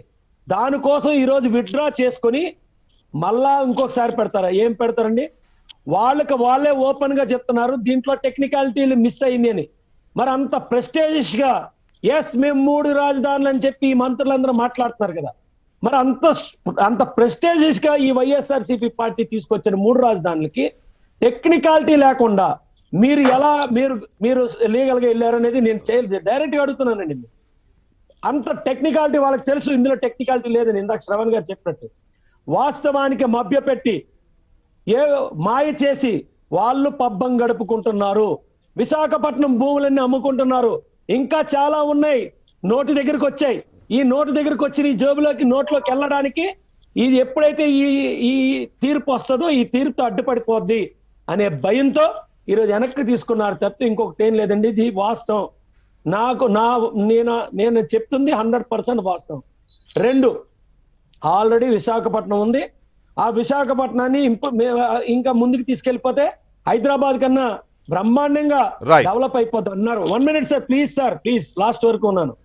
అరే వీళ్ళకి తెలియని విషయం ఏంటంటే ఈ 2.5 సంవత్సరాల్లో మీరు చేసిన చెత్త పనులకి హైదరాబాదు బటన్ నొక్కితే 20 సంవత్సరాలు ముందుకెళ్ళింది, మనం 30 సంవత్సరాలు వెనక్కి వెళ్ళాం. మీరు రోడ్లు ఆల్రెడీ రెడీగా ఉన్నాయన్నారు విశాఖపట్నంలో. ఒకసారి రండి. ఇంతకు ముందు ఇంటర్నేషనల్ క్రికెట్ మ్యాచ్లు అయితే బయట దేశాల నుంచి వచ్చిన వాళ్ళందరూ చెప్పి ప్రశంసలు జల్లింది. విశాఖపట్నం ఈ రోజు మెయిన్ రోడ్లలోనే గతుకులతో మా నడువులు భయపడుతున్నారు. మీరు ఏదో నేను అంటుంది ప్రతి జిల్లాకి రోడ్ మ్యాప్ కాదు, కనీసం మన వీధుల్లో రోడ్లు వేసే పరిస్థితి లేదు. అభివృద్ధి గురించి ఏం మాట్లాడతారు? అభివృద్ధి లేదు, ఏం లేదు సార్. ఓపెన్ గా చెప్తున్నాను వెంకటకృష్ణ గారు, వీళ్ళు చెయ్యరు. వీళ్ళు ఏది చేయడానికి వీళ్ళకి చిత్తశుద్ధి లేదు. వీళ్ళ దగ్గర అసలు కనీసం వాటి మీద దృష్టి పెట్టడానికి చిత్తశుద్ధి లేదు. మీరు కనీసం ఒకటి వీళ్ళకి కావాల్సింది ఏమైనా ఉంటే ఆగ మేఘాల మీద ఒక స్టాండ్ గాని ఒక మద్యం గాని లేకపోతే ఏదైనా సరే చూడండి, వాళ్ళకి కావాల్సింది ఆగ మేఘాలు, రాత్రి జీవోలు. విజయ్ కుమార్ గారు ఒక్క నిమిషం. ఇక్కడ 2 కీలకమైన అంశాలు మన ముందున్నాయి. వాటిలో మీరు సందేహం వ్యక్తం చేసిన అంశం ఏంటంటే ఇవాళ వీళ్ళు నిర్ణయం తీసుకున్నారు. ఎందుకు తీసుకున్నారంటే ఆనందయ్య మందును కనుక కోర్టు ఎలాగో వాడమంటదని చెప్పి ఆగమేఘాల మీద అరగంట ముందు ఆనందయ్య మందుకు పర్మిషన్ ఇచ్చినట్టుగా ఇది కూడా ఎట్లాగూ ప్రభుత్వ నిర్ణయానికి వ్యతిరేకంగా వస్తుందని ఊహించి చెప్పినట్టుగా మీరు అన్నారు, అందరూ అదే అంటున్నారు. కాబట్టి ఒకవేళ రేపో ఎల్లుండో ఇంకో వారం రోజులకో ప్రభుత్వానికి వ్యతిరేకంగా కోర్టు తీర్పు వచ్చినట్లయితే అప్పుడు జరగబోయేది ఏంటి అనే దాని మీద శ్రవణ్ కుమార్ గారు ఏం చెప్తారు అనేది ఒక అంశము. రెండవది, సరే జరగాల్సింది ఏదో జరుగుతుంది, ఏం జరుగుతుంది, వాళ్ళు ఏం చేస్తారు పక్కన పెడితే, ఇవాళ ఈ బిల్లులు గతంలో చేసిన చట్టాలను రద్దు చేస్తూ మళ్ళీ వాళ్ళ ఈ బిల్స్ ఇచ్చారు కదా. అంటే ఇప్పటి వరకు జరిగిన నష్టానికి బాధ్యులు ఎవరు? తప్పైందని ప్రభుత్వం ఒప్పుకున్నట్టేనా? ఈ 2.5 సంవత్సరాలు అంతా పూర్తిగా కోల్పోయిన ఆంధ్రప్రదేశ్ ప్రజలకి ఎవరు బాధ్యత వహిస్తారా నష్టానికి అనేది ఒకటి అంశం అయితే, ఆగిపోయిన అమరావతి నిర్మాణాన్ని ఎప్పుడు మొదలు పెట్టబోతున్నారు అనేది రాజా గారి నుంచి తెలుసుకోబోయే ముందు, రాజా గారు, ఇంతకాలం జరిగిన నష్టాన్ని ఎవరు పూడ్చాలి? ఇప్పుడు తప్పైందని ఒప్పుకునేంత మ్యాగ్నానిమిటీ ఈ ప్రభుత్వానికి ఉందా? ఓపెన్నెస్ ఒకటి. రెండోది, 3 రాజధానుల పేరుతో ఇచ్చిన చట్టాన్ని రద్దు చేస్తూ వాళ్ళు ఒక బిల్లు తీసుకొచ్చారు. సిఆర్డిఏని రద్దు చేస్తూ తీసుకొచ్చిన చట్టాన్ని రద్దు చేస్తూ బిల్లు తీసుకొచ్చారు. అంటే సిఆర్డిఏ మళ్ళీ అమల్లోకి వచ్చినట్టే కదా ఆటోమేటిక్గా. సో ఆగిపోయిన అమరావతి నిర్మాణాన్ని ఎప్పుడు ప్రారంభించబోతున్నారు అనే దాని మీద మీకేమన్నా ఒక అనిపిస్తుందా? డౌట్లా ఏమన్నా అనిపిస్తుందా? ఒకటి వెంకటకృష్ణ గారు, ముందుగా ఈరోజు ముఖ్యమంత్రి గారి యొక్క ప్రసంగం చేసే సందర్భంలో ఈ ప్రాంతం అంటే నాకు ప్రేమ ఉంది, ఈ ప్రాంతం అంటే నాకు గౌరవం ఉంది, అందుకని ఈ ప్రాంతంలో నాకు ఇల్లు కూడా ఉందని చెప్పిన మాటలు ఒకసారి మనం గుర్తు తెచ్చుకోవాలి. ఈ ప్రాంతంలో ప్రజలంటేనే గౌరవం. ఇదే సందర్భంలో ఈరోజు మరలా బొత్స సత్యనారాయణ గారు ప్రత్యేకంగా నేను గతంలో అన్న మాటకే కట్టుబడి ఉన్నా, ఇప్పుడు కూడా శ్మశానం అక్కడ ఉంది, శ్మశానం అనేది నేను కట్టుబడి ఉన్నా అన్నాడు. అంటే శ్మశానంలో ముఖ్యమంత్రి గారు ఉంటున్నారా? అంతేగా. నెంబర్ 1. నెంబర్ 2, ఇందాక మీరు చెప్పినట్టుగా అంతే అండి, ఖచ్చితంగా దీనికి ఇవాళ సిఆర్డిఏని రివైవ్ చేస్తున్నామని చెప్పి చెప్పడం జరిగింది ఈ ప్రభుత్వం. అంటే సిఆర్డిఏని రివైవ్ చేస్తే ఏదైతే అందుట్లో ఎంఓయూ ఉందో ఈ రాష్ట్రాన్ని ఏ రకంగా అభివృద్ధి చేస్తున్నారో ఈ రాష్ట్రాన్నిలో ఉన్న ఆ యొక్క రాజధాని ప్రాంతాన్ని అభివృద్ధి చేయాల్సిన బాధ్యత సిఆర్డే చట్టంలో లిఖించబడి ఉంది. ఖచ్చితంగా దాన్ని అమలు చేయకపోయినట్లయితే మరొకసారి ఈ ప్రభుత్వం విఫలమైనట్టుగా భావించాలి.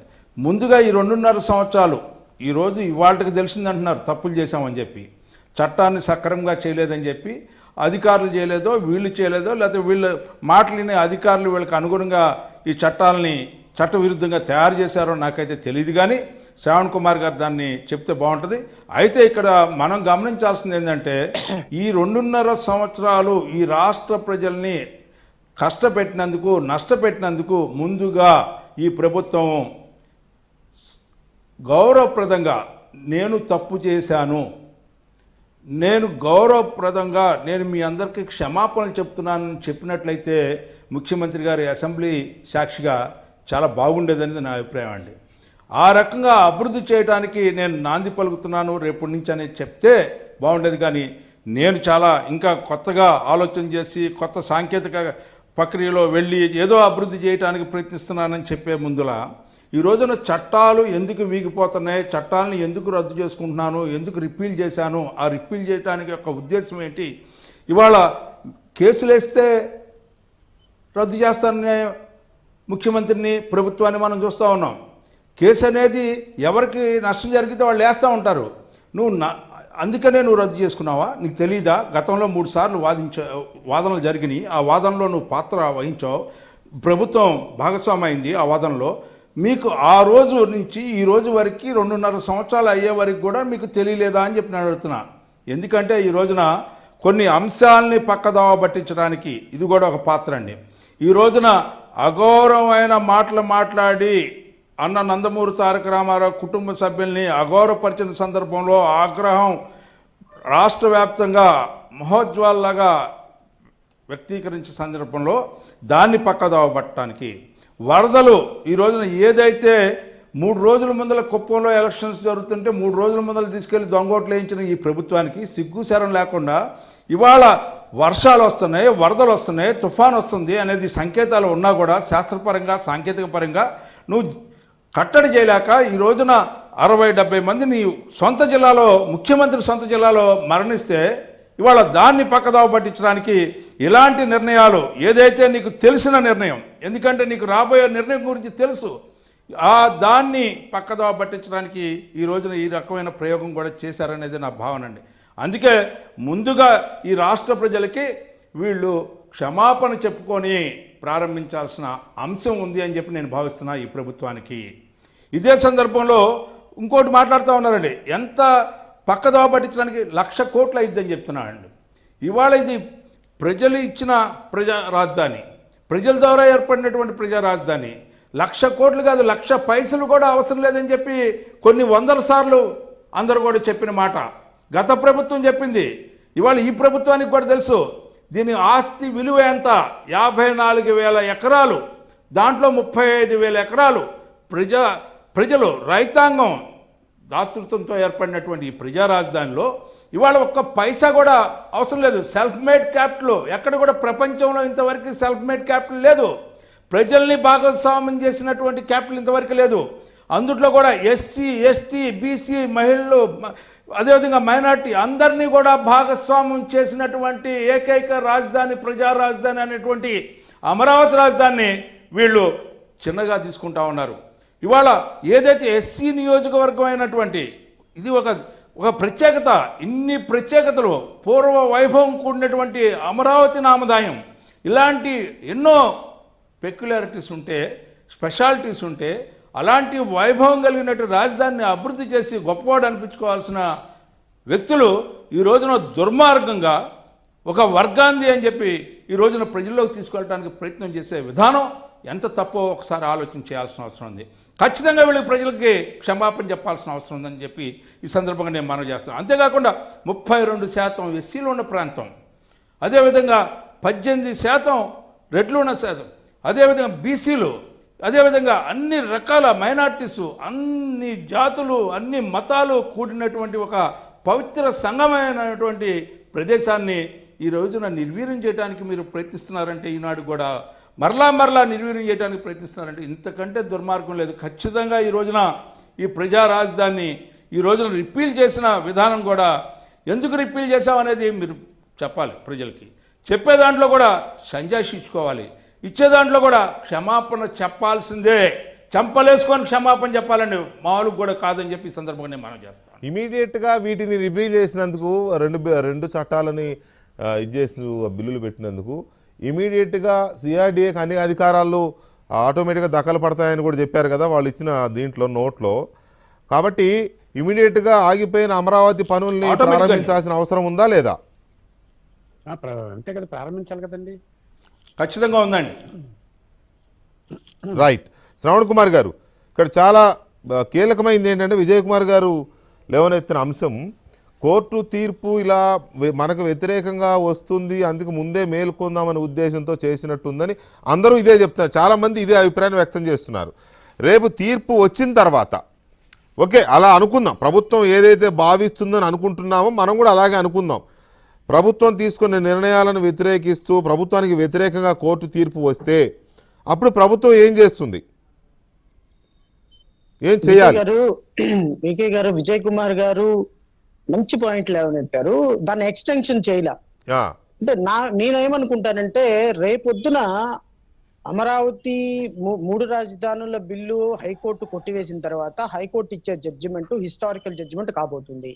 ఈ జడ్జిమెంట్ సుప్రీంకోర్టులో కూడా అడ్మిట్ కాని పరిస్థితుల్లో విశాఖపట్నంలో ఇప్పటి వరకు వీళ్ళు ల్యాండ్ కబ్జాలు చేసిన అంశాల్లో కానీ, లేకపోతే ల్యాండ్ ఎన్క్రోచర్స్ కి వీళ్ళు ఇచ్చిన అష్యూరెన్సెస్ కానీ, లేకపోతే ఈ జగన్మోహన్ రెడ్డి గారి వారి బంధుమిత్రులు లేకపోతే XYZ వీళ్ళందరూ అక్కడ ఉన్నటువంటి వేకెంట్ ల్యాండ్స్ అన్నిటినీ కూడా కబ్జా చేసి విజయసాయి రెడ్డి గారు వారికి సంబంధించినటువంటి వ్యక్తులందరూ వీళ్ళందరికీ వీళ్ళు ఒక అష్యూరెన్స్ ఇచ్చారు.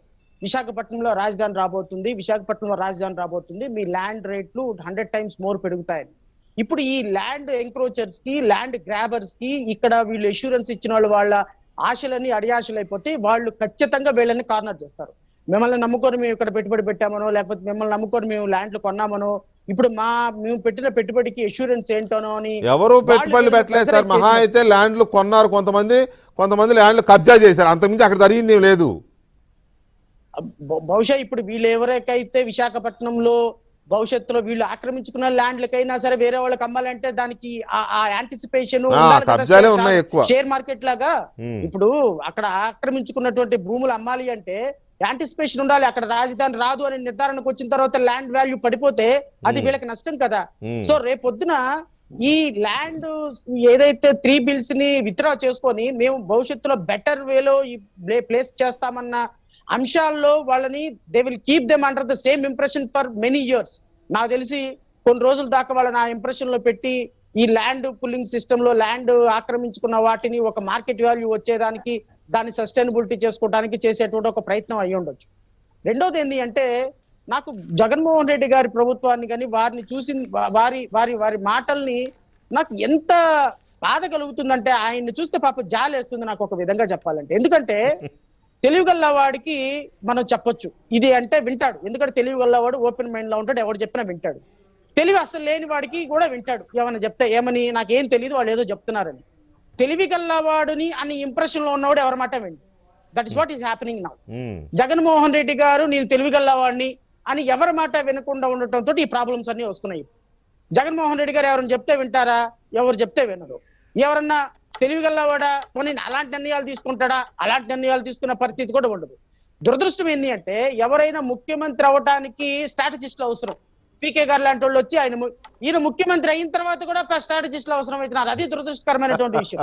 ఈయన పరిపాలన చేయడానికి స్ట్రాటజిస్టులు అవసరం, ఈయన అపోజిషన్ లో ఉన్నప్పుడు స్ట్రాటజిస్టులు అవసరం, ఈయన ముఖ్యమంత్రి అయినప్పుడు కూడా స్ట్రాటజిస్టులు అవసరం అవుతుంది. That is what the worrying factor. Otherwise ఇప్పుడు మీరు చూడండి పీకే గారు రాని సందర్భం ఏముంది? బహుశా ఈ 3 రాజధానుల విత్డ్రా బిల్లు కూడా పీకే గారి స్ట్రాటజీ ఏమో ఐ డోంట్ నో. ఎందుకు అంటే ఇది ఇప్పటికిప్పుడు తీసుకున్న నిర్ణయం. ఎందుకంటే గత రాజేంద్ర ప్రసాద్ గారు చెప్పినట్టుగా గతసారి ఆర్గ్యుమెంట్ జరిగినప్పుడు ప్రతి ఒక్క అంశం మీద వాళ్ళకు ఒక అవగాహన ఉంది. ఎంత దురదృష్టం అంటేనండి రిపీల్ ఎనాక్ట్మెంట్ ని మరలా రివైవ్ చేసేటువంటి చట్టం తయారు చేయడం దురదృష్టకరం. దేశంలో ఎక్కడైనా ఉందండి? ఎక్కడైనా దుర్మార్గం అసలు ఇంతకంటే సిగ్గుమాలిన చర్య ఇంకేమైనా ఉందా? ఒక చట్టాన్ని రద్దు చేయకపోయాడా? రద్దు చేసిన చట్టాన్ని మరలా రివైవ్ చేయడానికి ఇంకొక చట్టం పాస్ చేస్తున్నారు. ఇదే చిన్నపిల్లలు అప్పుడు మనం పూరికలు తీసివేత్తలు వేయడానికి పెన్సిల్ తో రబ్ చేసేటువంటి ఒక కార్యక్రమం చేసేవాళ్ళం వీకే గారు. అవును అవును అవును. ఇవి మనకి కూడా అర్థమయ్యేది కాదు. ఇది టీచర్ దగ్గర తీసుకెళ్తే అల్టిమేట్ గా అది కూడా రాంగ్ అవుద్ది. వీళ్ళ పరిస్థితి అలా ఉంది. బిల్లులు అనుకుంటున్నారా, చాక్లెట్లు అనుకుంటున్నారా, ఏమనుకుంటున్నారండి మీరు? అసలు ఒక బిల్లు ప్రవేశపెట్టేటప్పుడు 151 మంది ఎమ్మెల్యేలని నిజంగా వీకే గారు దీని మీద చాలా చర్చ జరగాలి. 151 మంది ఎమ్మెల్యేలు ఆవిసాయన ఓపెన్ అని చెప్పేసి ఆయన పైన కూర్చుని ఆయన మాట్లాడటం, వీళ్ళందరూ బిల్లులకు సంతకం పెట్టేయటం, 2 సంవత్సరాల తర్వాత తూచి ఐఎమ్ సారీ అంటే 151 మంది ఎమ్మెల్యేలు రెస్పాన్సిబుల్. ఎవరైతే శాసనసభలో ఓటేశారో ఆ ఎమ్మెల్యేల దగ్గర నుంచి ఈ సెషన్స్ కు అవుతున్నటువంటి ఖర్చు మొత్తం కట్టించాలి. ప్రజలు కట్టకూడదు.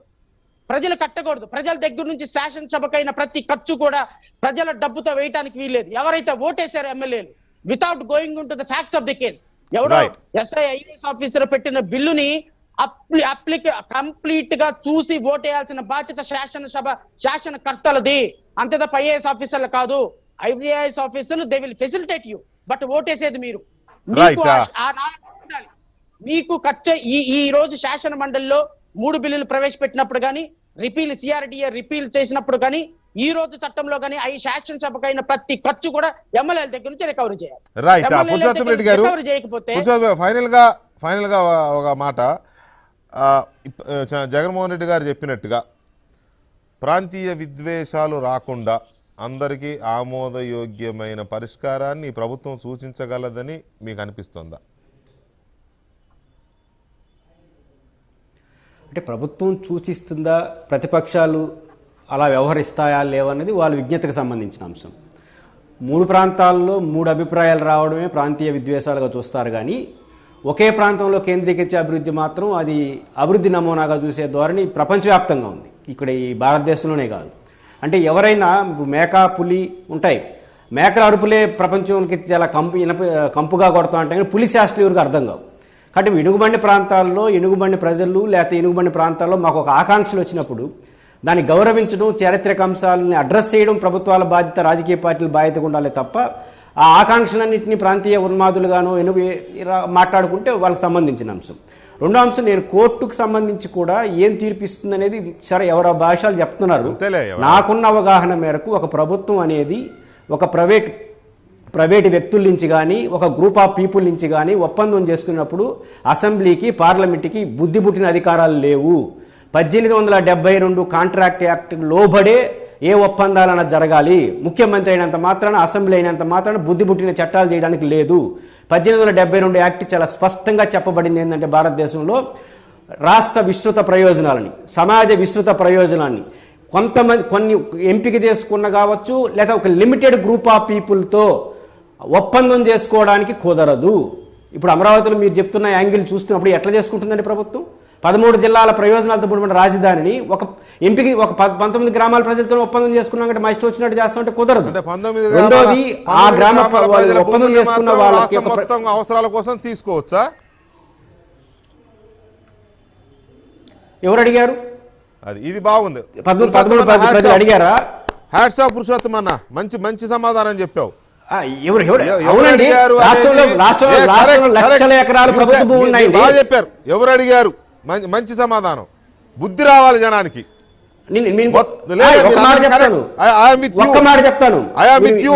మీరు అన్నది కరెక్ట్. ఆంధ్రప్రదేశ్ ప్రజలకి, ప్రభుత్వాలకి, మేధావులకి బుద్ధి రావాలి. I am with you Purushottam Reddy గారు. మీరు అలాగే వినే ఒప్పుకుంటే ఒక మాట చెప్తాను. వినే ఒప్పుకుందా? అరే నేను నీతోనే సమర్థిస్తున్నానన్నా. మీరు అసలు చెప్తున్నాను. శివరామకృష్ణన్ కమిటీ ఆంధ్రప్రదేశ్ ప్రభుత్వాన్ని ఒక లెక్క అడిగింది. 13 జిల్లాల్లో ప్రభుత్వ భూములు ఉంటే లిస్ట్ ఇమ్మంటే చంద్రబాబు నాయుడు గారు ఇవ్వలేదు. దీన్ని ఏమంటారు? ఇట్లాంటి శాస్త్రంతో రాజధాని ఎంపిక చేస్తారు. ఎందుకు ఇవ్వలేదు? మీరు ఎందుకు ఇవ్వలేదంటే మీరు అనుకున్న ప్రాంతంలో రాజధాని పెట్టాలని ఇవ్వలేదు. పురుషోత్తమ్ రెడ్డి మాట్లాడే అర్హత పురుషోత్తమ్ రెడ్డికి నేను అనేది అదేనన్నా. అప్పుడు మాట్లాడే అర్హత పురుషోత్తమ్ రెడ్డికి లేదు, వెంకటకృష్ణకి లేదు. కానీ మాట్లాడాల్సినోడు ఆహా ఓహర్ చప్పట్లు కొట్టే లోపల కూర్చొని మనం ఎన్నుకున్న ప్రజాప్రతినిధులు, మనం అంటే ఆంధ్రప్రదేశ్ ప్రజలు ఎన్నుకున్న ప్రజాప్రతినిధులు లోపల కూర్చొని ఆహా ఆహా చప్పట్లు కొట్టి చట్టం చేస్తారు. మరి ఆ చట్టం చేసినండి బయటకు వచ్చినాక ఏమిరా ఎందుకు నోరు మాట మారుస్తుందని అడిగినోడెవడు? ఎవడు లేడు కదా. ఇప్పుడు రైతులు భూములు ఇస్తే ఎవరు అడిగారు అని అన్న మనం బయటకు వచ్చి మాట మారిస్తే అరే అప్పుడు అన్నావు కదా మరి ఇప్పుడు ఎందుకురా మాట మారుతున్నా అడిగినోడు ఎవడూ లేడు. అది కదా దౌర్భాగ్యం, అది కదా వ్యతిరేకించామండి. చాలా మంది వ్యతిరేకించారు సార్. కాదండి, చాలా మంది వ్యతిరేకించారు. మీరు చూపించబోతే అమరావతి రైతులు చెప్తున్న మాటలు చూపించినట్టుగా మా మాటలు చూపించలేదు. అది మమ్మల్ని ఏం చెప్తారు? కాదు మీలాగా మా గొంతులు చిన్నవండి, మా గొంతులు చిన్నవి, మా గొంతులు చిన్నవి, అమరావతి గొంతులు పెద్దవి. పురుషోత్తం రెడ్డి గారు మీ గొంతు నేను తప్పట్టట్లా. మీదొక ఫోరము, మీరేదో ప్రజా ఉద్యమాలు చేస్తూ ఏదో చేస్తూ ఉంటారు. మీరేం ప్రజాప్రతినిధి కాదు, పార్టీ కాదు, మీకున్న స్ట్రెంత్ చాలా తక్కువ. మాలాంటి వాళ్ళు ఇట్లా గొంతు వేసుకొని మా జన్యుల మీద మేము చేస్తూ ఉంటాం. కానీ మాట్లాడాల్సిన వాడు లోపల మాట్లాడి సప్పట్లు కొట్టినాడు కదా, అయిపోయిన తర్వాత మళ్ళీ మాట మార్చినాడు కదా. ఇది కదా మన దౌర్భాగ్యం అంటున్నా నేను. అంతే, మీరు చెప్పింది కరెక్టే, నేను చెప్పేది కరెక్టే. రైట్. ఎనీవే బాబ్జీ గారు ఫైనల్గా ఒక మాట చెప్పండి.